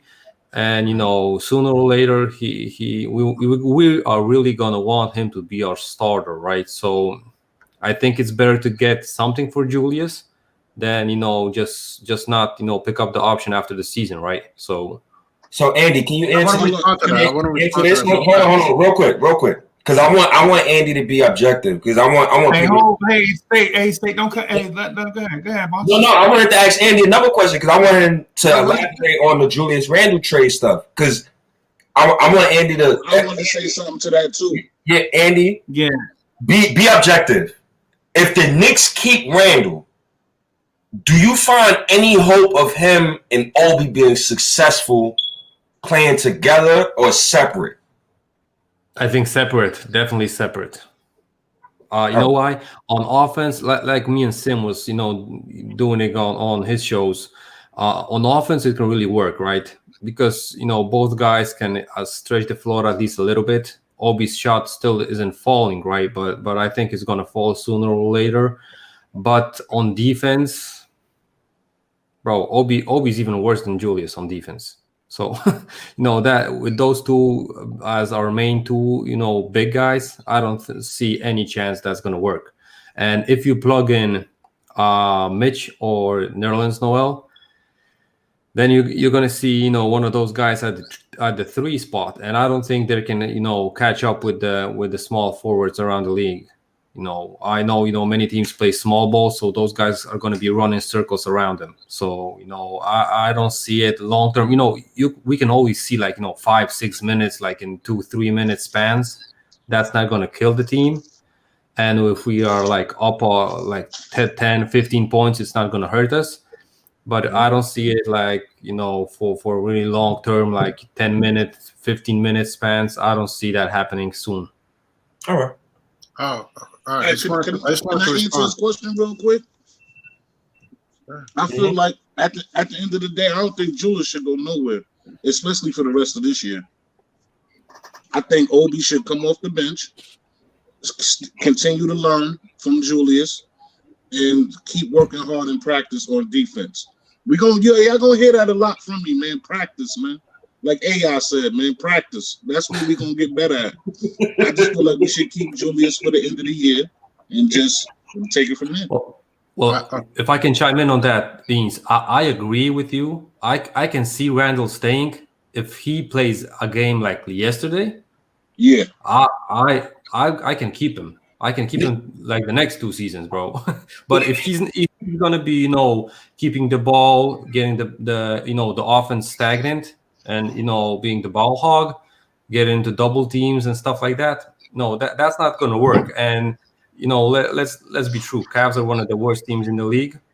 Yeah. So their defense wasn't on point. The double teams, as you saw, wasn't really crisp and fast. So Julius had easy way out on those double teams. But if we're going to be playing a really good defensive team, he won't even know where the double team is coming from. So that's going to be a turnover after a turnover. So I don't see that going. But if he's going to able to sustain the game that he had yesterday, well, I'm keeping him like to the end of his deal, right? So, yeah. All right, let me know. Okay, I wanted to respond to you, Andy. Also, I think you. I respect your opinion, right? I respect your opinion about Julius Randle, that about your points, but I don't know. I feel like a lot of people are just very anxious. A lot of Knicks fans are just overly anxious with Julius Randle from last season. And we could complain about the whole roster if we wanted to. We could, but long story short, and it is competition, and I could sort of understand that narrative of Obi and Julius Randle, and people try to make the whole thing, oh, you drafted Obi, so that means Julius is out, and people try to make that narrative. It just doesn't hold any weight. I don't think a lot of those arguments hold any weight. Forwards are very important in this league. You need a good forward, a power forward, and a good small forward too. And Julius Randle just needed good coaching. Plain and simple. Yeah, and I think the whole team last season needed good coaching, and so does Julius Randle. Julius Randle with good coaching gets you better production, and that goes. God, I don't. Yeah. Yeah, I don't know if you saw the coaches' corner. Me and Sim did. Mm-hmm. We were praising Randle the whole time, and we got slandered and killed for it. But Right. we pointed out ways that Thibs should use Julius. Mm-hmm. And if he is going to use him like that, it's probably going to work out, and we mentioned him passing out of the double teams before even they come, not ball hogging and stuff. And we saw that one of those games that we pointed out with Sim yesterday. So if he's going to be playing like this, I don't see any, problem with him staying on the team. But if he would be playing, like we saw him last season, right? Barreling into the paint, doing the spin move into 3 guys. Well, that's going to be a problem. Well, the thing is, I feel like that point of view doesn't. How do I say that? It's almost apples and oranges this season and last season, and a lot of it is not Julius Randle. If you want to put the blame on Julius Randle, that's fair. But the real reason is apples and oranges is Emmanuel Quickley. Emmanuel Quickley is he knows how to run the point guard position. He can shoot the ball. That's the big end. That's good. He can direct the team. When he does it, when he tells you to do something, it makes sense and it works. That's the thing. It works. It's coming from the coach. It's a lot from him. It's more coming from Quickley than it is like Randle can. If he wanted to make a spin move, it's not. It's 5-on-5 versus 5-on-5 versus 5 versus 3. Just Julius Randle and RJ last season, which in my eyes that's what it looked like. Maybe in your eyes you probably saw 5. Maybe you saw 5 people on the floor. I didn't last season. I saw RJ and Julius Randle trying to make the best out of that situation, and I actually think they overachieved because they didn't have that much. They didn't know how to use the pieces properly. They weren't well coached. They weren't. The point guard wasn't directing properly. Didn't have the leadership qualities for that position. Truth be told. So once you have a good point guard, I think you're starting to see a domino effect where once you have the point guard situated right, everything follows easy. Julius Randle's talent starts to show, and he doesn't have to be spinning against 2 or 3 people, because 2 or 3 people can't guard him, because you have to pay attention to who? You have to pay attention to Quickley. You have to pay attention to R.J. Barrett, and the way Knox is playing, the way Quickley is improving. Shout out to State with that observation. The way Emmanuel Quickley has Kevin Knox playing, you have to pay attention to Kevin Knox, believe it or not. So Julius Randle doesn't have to spin to a double team no more. Why? Because you can't. The other teams doesn't have to double team, can't afford to double team him. You have to pay attention to Knox with the 3. You have to pay attention to Quickley. You have to pay attention to R.J. Barrett, and it makes it easier on Julius Randle's game, and we don't need to get rid of. You see, look at the Orlando Magic. They have Nikola Vucevic, Jonathan Isaac, Aaron Gordon, and Mo Bamba, and they even drafted other forwards the last 2 years also. Look at Cavs. They have Kevin Knox, Larry Nance Jr., Drummond, Isaac Okoro. Forwards are very important. You can't just throw that away just because you drafted an Obi Toppin and just say, well, we don't need a veteran experience. Let's just get rid of him for nothing. Especially the way Julius Randle is playing. When you have talent, you got to hold on to talent, and you got to build within the talent, and you got to make sure that the team is in competition, especially with the forward position. You can struggle a little bit with guards, but when you come to forwards and crashing boards and playing defense in the interior, I'm very big on that. Maybe it may not be important to you, but for me, it's my type of game. What I would like to see the Knicks, if I can have a Julius Randle starting or coming off the bench, it doesn't matter. I like to have his 20 minutes or 30 minutes is important, as well as Obi's minutes, as well as Mitchell Robinson, Nerlens Noel, which players I want to resign. I need all their minutes. I'm not trying to give away those minutes away for no reason, because a little rift that happened because of the drama of last season. Yeah, and I totally agree with you on every point, basically. But the question mark here is still Quickley, right? Because we saw 1.5 game from him only, and it's a preseason game. We play versus reserves, right? What's going to happen when he's going to hit those starting point guards? Is he going to be able to sustain to play consistently? Because one game, okay, right? We blew them out of the water. But what's going to happen if he comes out and the guy is going to have, after 2-3 games, they're going to have that, scouting report, and they're going to totally lock him up. So he's going to look even worse than Peyton. And then what's going to happen? I know State it's not able to, look worse than Peyton. But listen, Randle, lesser role Randle equals good Randle. Lesser shots Randle equals good Randle. State, you bugging. What are we talking about, man? Why we always do that? If a cat legit ain't drafted by the Knicks, y'all swear he No. See, I hate that notion. That's what we doing. No, it's not. I can connect the dots on my own. Like legit, DSJ is trash. I wonder why. Reggie Bullock is trash. I wonder why Reggie Bullock is trash. I want Mitch to come over Nerlens Noel. I wonder why. No, Reggie Bullock is trash to me because we signed him to shoot and he doesn't make shots. I wonder why.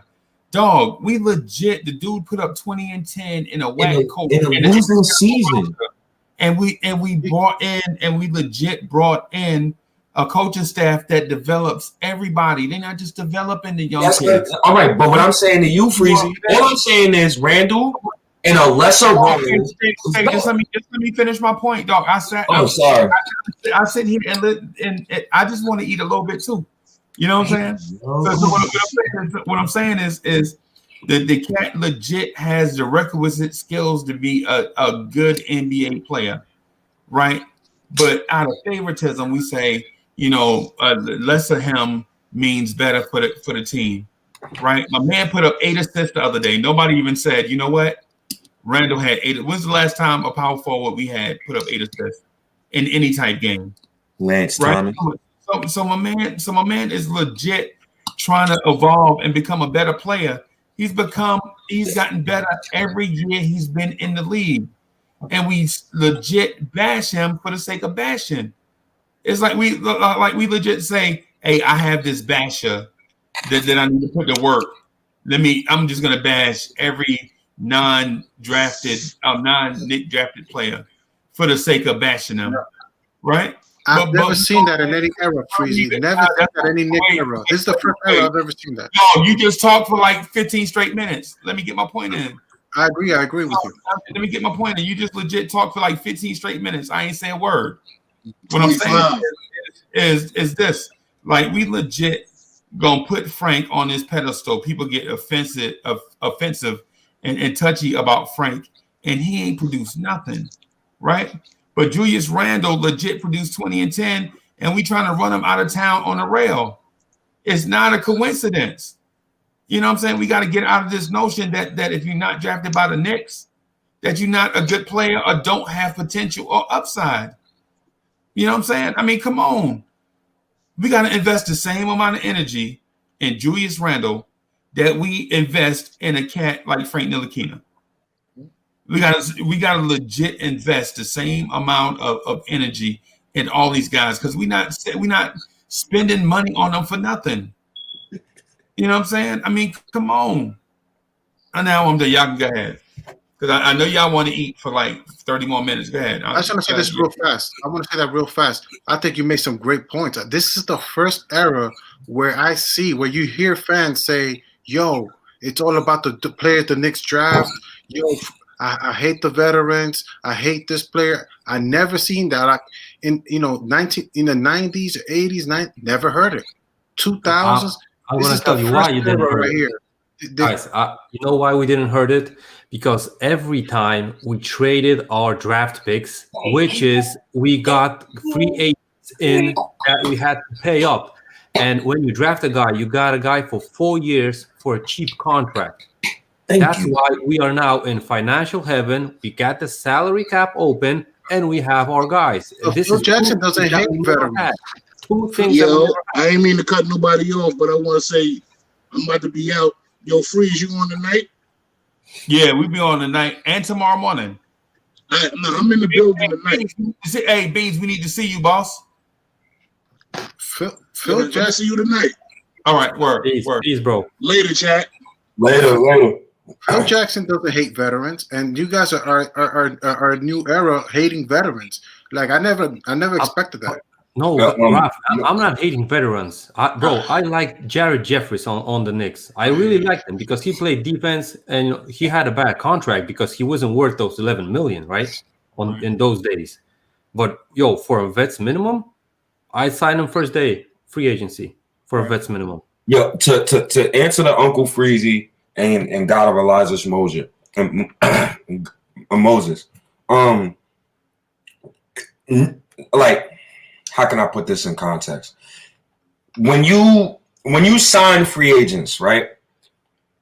You sign them with an expectation, right? My expectation of Julius Randle was never 20 and 10. My expectation for him was to make people around him look better. Because we signed you to help us win. He didn't help us win with the numbers that he put up. That's why people was mad with him. And also he didn't play within himself. So that's why people's mad with him. Why we hold on to our draft picks so much, Freezy, is because just like Andy said, just like I said earlier, growing up in my teenage years, we had Isaiah Thomas. I didn't have no draft picks to fall in love with, bro. I didn't have no people here for 4 years on a rookie scale deal, and we can grow with that person. We never had that. I remember when Isaiah Thomas traded for Zebo back in 2007, and he said, I got a starting five with 5 people who could score 20 points. Like, Freezy, you got to understand, we have PTSD when it comes to these trades. We already traded Porzingis, right? So it's emotional attachment on top of the fact that a lot of us feel like the Knicks never put the kids in situations where they can succeed or look like good assets in order to trade. That's the problem with the vets. I Yeah, don't. and I don't dispute that. I don't dispute the draft pick thing, right?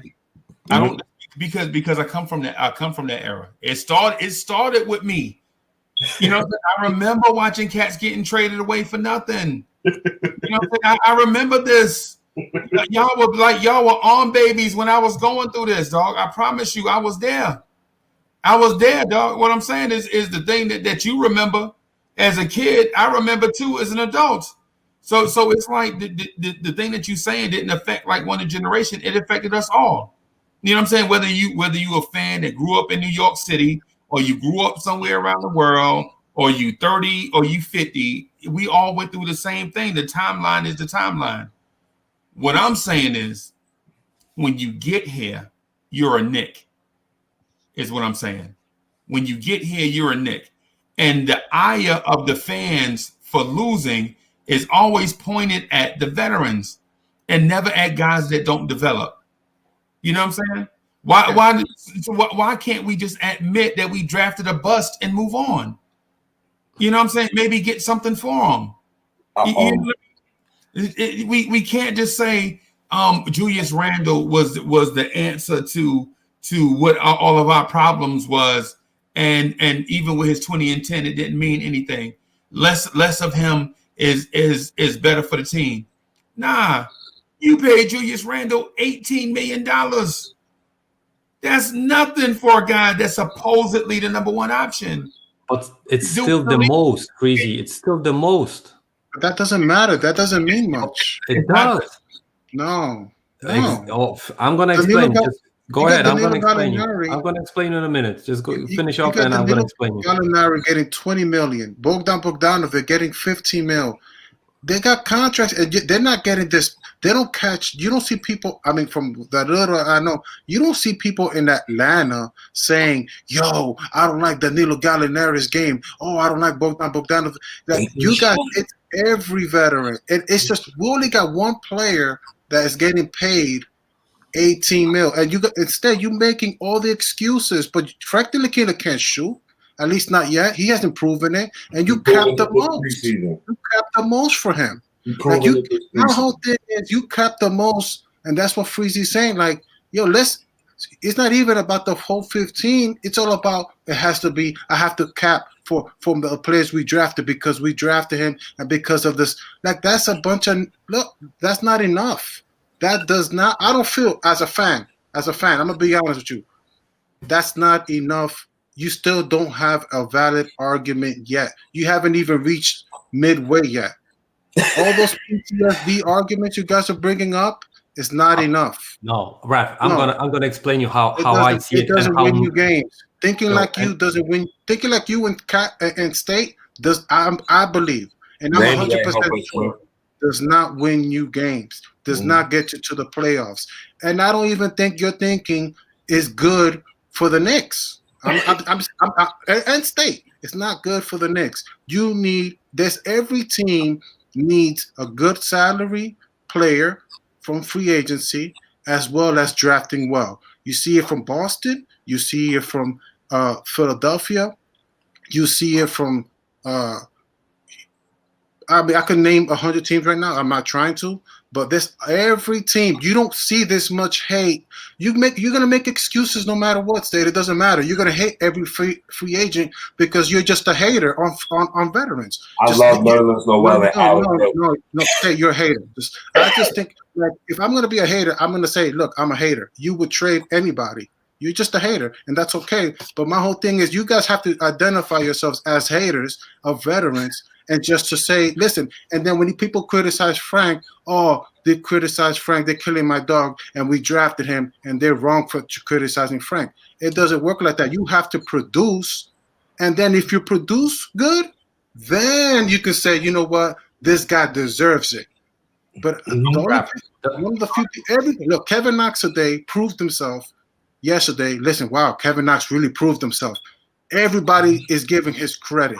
Everybody's giving his roses today because why? He proved himself. With you guys, with Andy and State, you don't have to prove much. And you guys are giving them roses and roses and roses and roses. And I don't think the way you guys think is good for the Knicks fan base.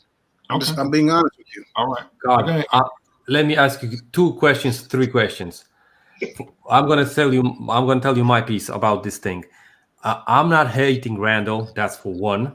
I'm really not hating. I'm just saying he's gonna catch the blame because he earns the most. And I'm not saying he earns too much for the Knicks. I never said that, and I don't think so because I think his contract is really fair and really fair. I mean, like really cheap. He's cheap even for us, but he earns the most. If you have a company, who you're going to blame for the results of the company? You're going to blame the CEO, which earns the most. You're not going to blame the guy that's in the stocking department that's bagging, goods, right? You're going to, you're going to blame the CEO. So if you pay the guy the most, hey, let him talk, man. Let him talk. He listened to you. If you're getting paid the most, the expectations are the most from you, right? You're not going to expect Emmanuel Quickley to shoot, I don't know, 70% from the court, and I'm not expecting that from Randle. I'm just saying that he's gonna catch most of the blame because he got the biggest contract. And like I say, his contract is really fair, but still is the biggest contract on the Knicks. And I understand, and I really understand. That's why I'm not gonna be surprised if we end with 20 wins, 23, whatever wins we understand. We didn't spend the salary cap. We have. Imagine if we signed with that cash a Russell Westbrook type, right? You think that the bullseyes would still be on Randle? No, it would switch to Russell Westbrook because he's getting the most money. And just to point it out, listen, everybody's saying we're capping on Frank, right? I think Frank currently, if he's going to be playing the way I liked him to play, he's going to be worth his contract now. But if the Knicks would be paying Frank like $15 million a year, I wouldn't be capping for Frank. I would say Frank needs to improve this and this and this because he isn't worth the $15 million. But imagine if you would be paying, I don't know, who we got there. Let's say Dennis Smith Jr. Even Dennis Smith Jr. Or maybe not. That's a bad example. Whoever, right? And if he's going to get a vet's minimum and he's going to be scoring like 12, 14 points, getting us like 5 rebounds a game, 2 assists, a steal, and he's going to be earning like 1.8 million, bro, I'm taking 15 guys of that like that. You know what I mean? It's like with the salary thing, it depends how much you earn and how much you got to produce for that money. That's the basic fundamental thing. I know it's not always going to go in pair, right? But that's the expectations for most of the fans, and that's quite fair expectation, right? You get more money, you got to produce more. That's like. I got a quick question. I want to give it back to you. I got a quick question, so you can talk right back. No, hey, right? No, Freezy, let him ask because I'm ready for answers. No problem, bro. Okay. I'm just saying, Matt. We can't do this. We can't do this thing where it's like we talk for like 15 minutes and somebody talk for 2, and then we just jump in and cut them off. It ain't. I mean, I just wanted to be fair and equitable. If it's okay, it's good. Yeah, but, it's okay. Because I want him to also answer the questions, because I want this to be a convo, not a monologue. So yeah, because Raphael get money with me. You know what I'm saying? We super straight. But sometimes, but we have to get in this mode where we kind of got to back off and let others at the dish too. Let others eat too. So, but if you good, go ahead. Good. Go ahead, Raph. Just unmute him.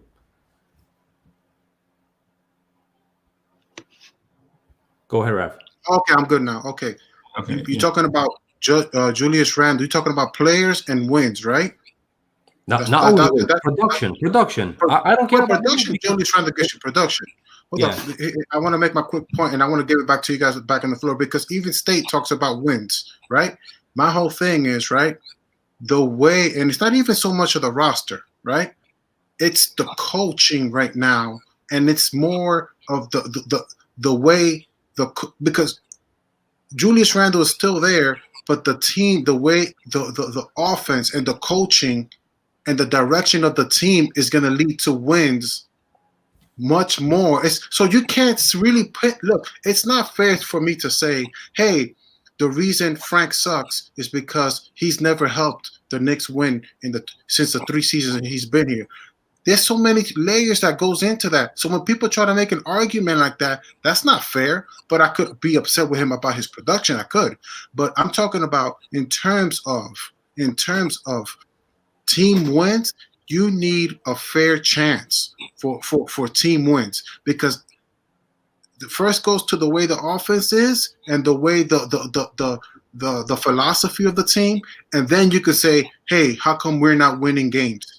Then I can get there. But last season, it was way out of the place, and on top of that, the team wasn't even winning that many games. So how many more wins can you expect despite the $18 million contract is my argument to you. And my answer is I don't expect that much money. You know, I'm with this roster, I'm not going to be surprised if we reach 25, and that's going to be like max. And I understand it. But imagine, like I told you, imagine we get a superstar player. One, the bullseye's off Randle.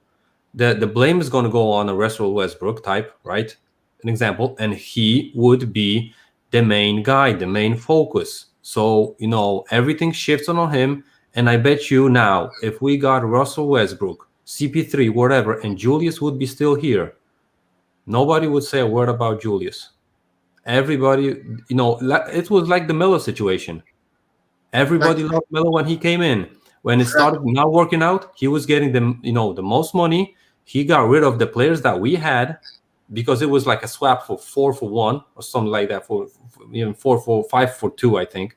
So, you know, that's why it didn't work out with Melo. And everybody was blaming him. He had, you know, he was a perfect guy in the locker room. He never said a bad thing.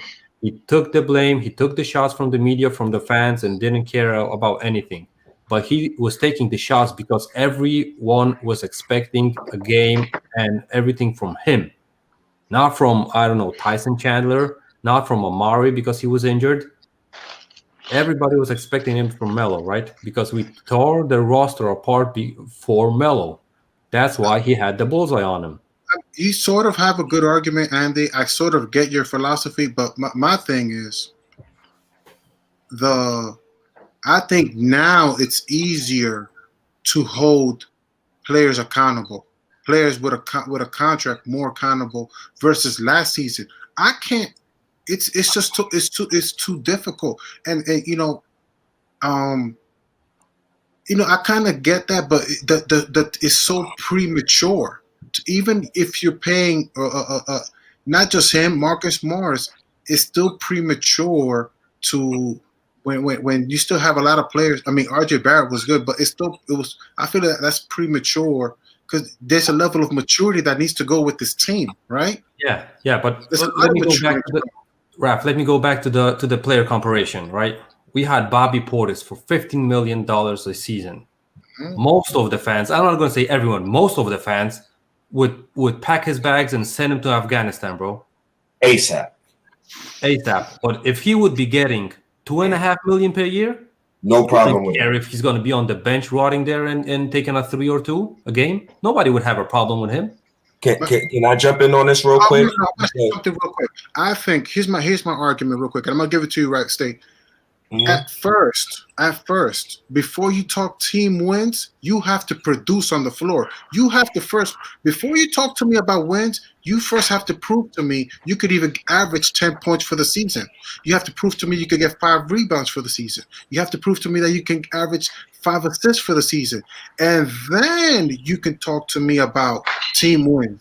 So right now, it just so happens that the team looks like it can probably gather some wins.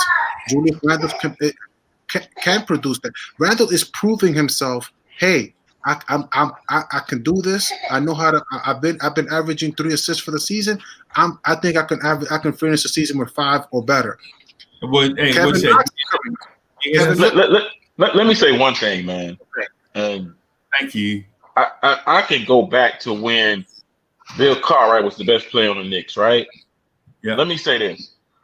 And Freezy, I know you'll co-sign. I know everybody on the panel will co-sign to this. It never fails. On a bad Knicks team, you know who always shares the blame? The best players. We always blame the best players. And I've said this time and time again. The reason the Knicks are in the position they're in right now is because Kevin Knox and Frank Ntilikina didn't live up to the expectations. We have Right. two guys that are top 10 picks that are not producing. That's a killer. Right. That's a killer. That's the I'm about bottom to get out of line. here. Yo, Woodshed, you can continue. I'm about to get out of here because I got to get ready for work. Well, we can fight later, State. Woodshed, you definitely correct with what you just said. Huh? Oh, man, I got to get ready for work. Oh, what you want me to do? Man?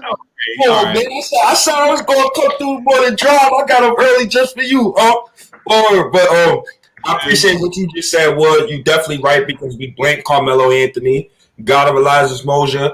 I think Randle was overpaid. Everybody who got paid during the offseason been shooting threes. So you need to stop this Randle cap. But you know I love you, bro. Andy, I love you. I love your analysis on Nothing But Knicks. I love every time I see your face, man. It makes me happy, make me smile. Uncle Freezy, you my uncle. You the type to come to my barbecue.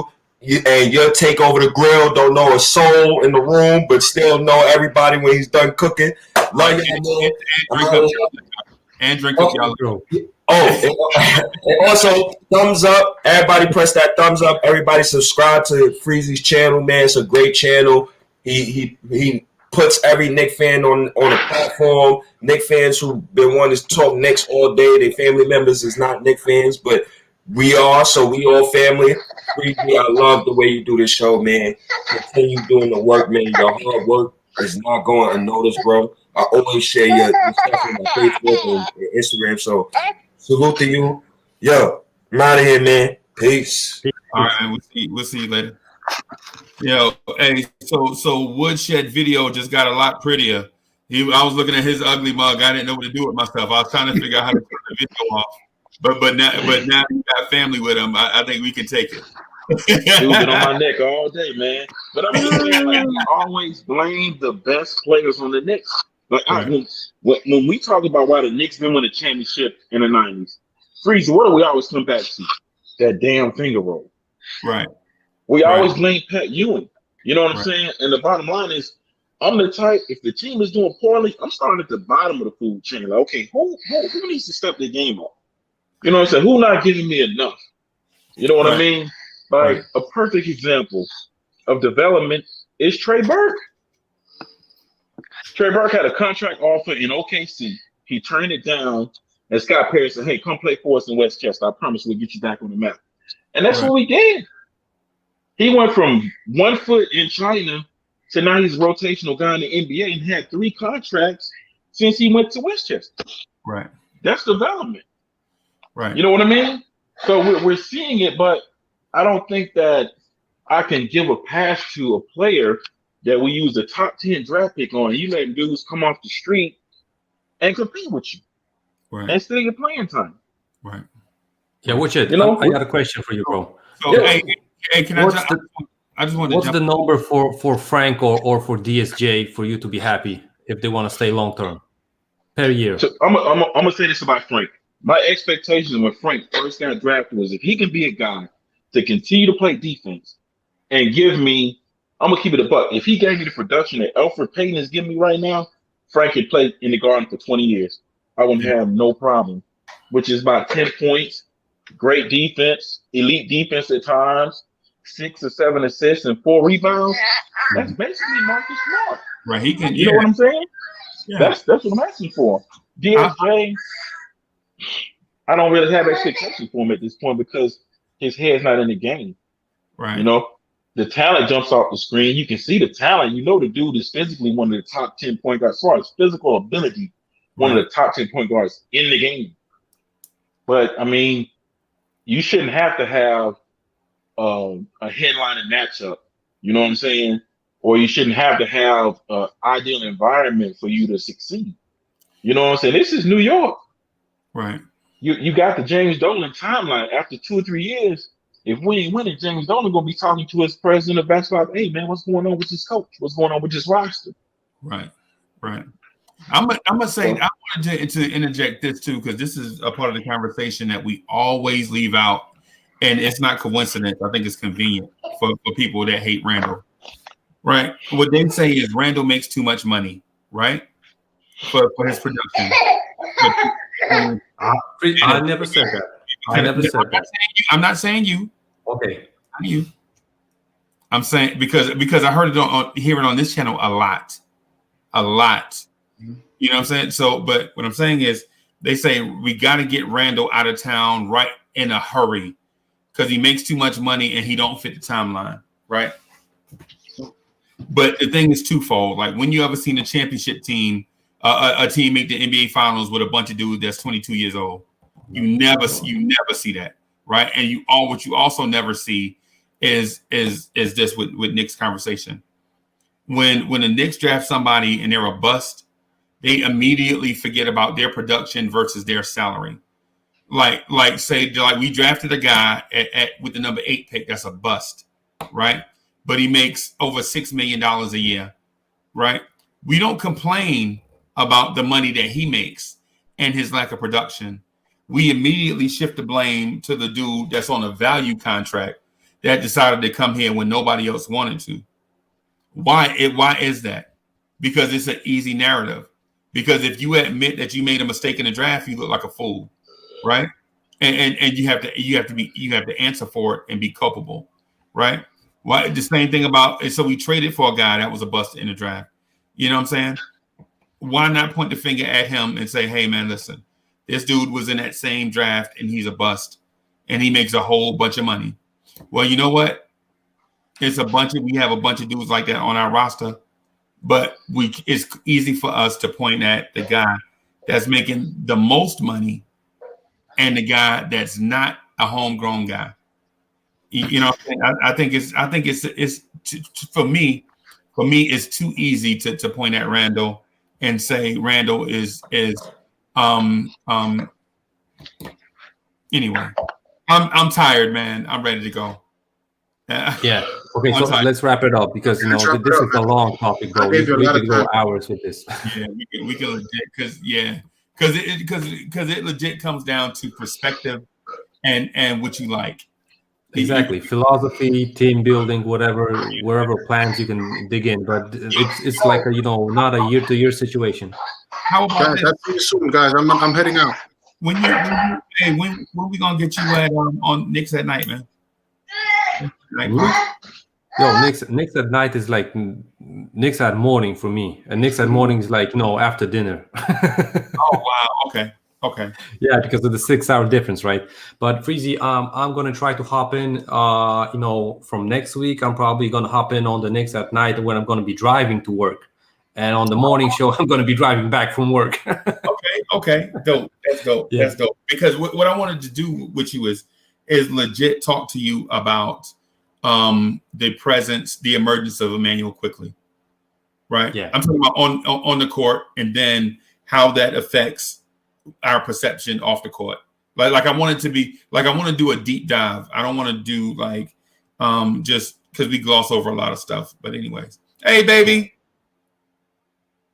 Anyway, hey, I'm about to get him outside, bro. Let him stretch his legs a little bit, man. So it's been a pleasure talking to y'all, man. Hey, I think the Knicks on the right path, man. We got a coach. The draft picks we have, we like they can contribute from day one. Right. We getting a pulse from some of the guys that we signed. Right. Let's get it cracking, man. But I'll catch y'all later, though. Say bye, man. All right, y'all. I'm out of here. Man. Peace with you. Go take the missus to lunch and get ready for this basketball draft. Y'all thought I was gonna go to sleep, right? No, I'm ready to go get lunch and get ready for this basketball draft. I'll holler at y'all later.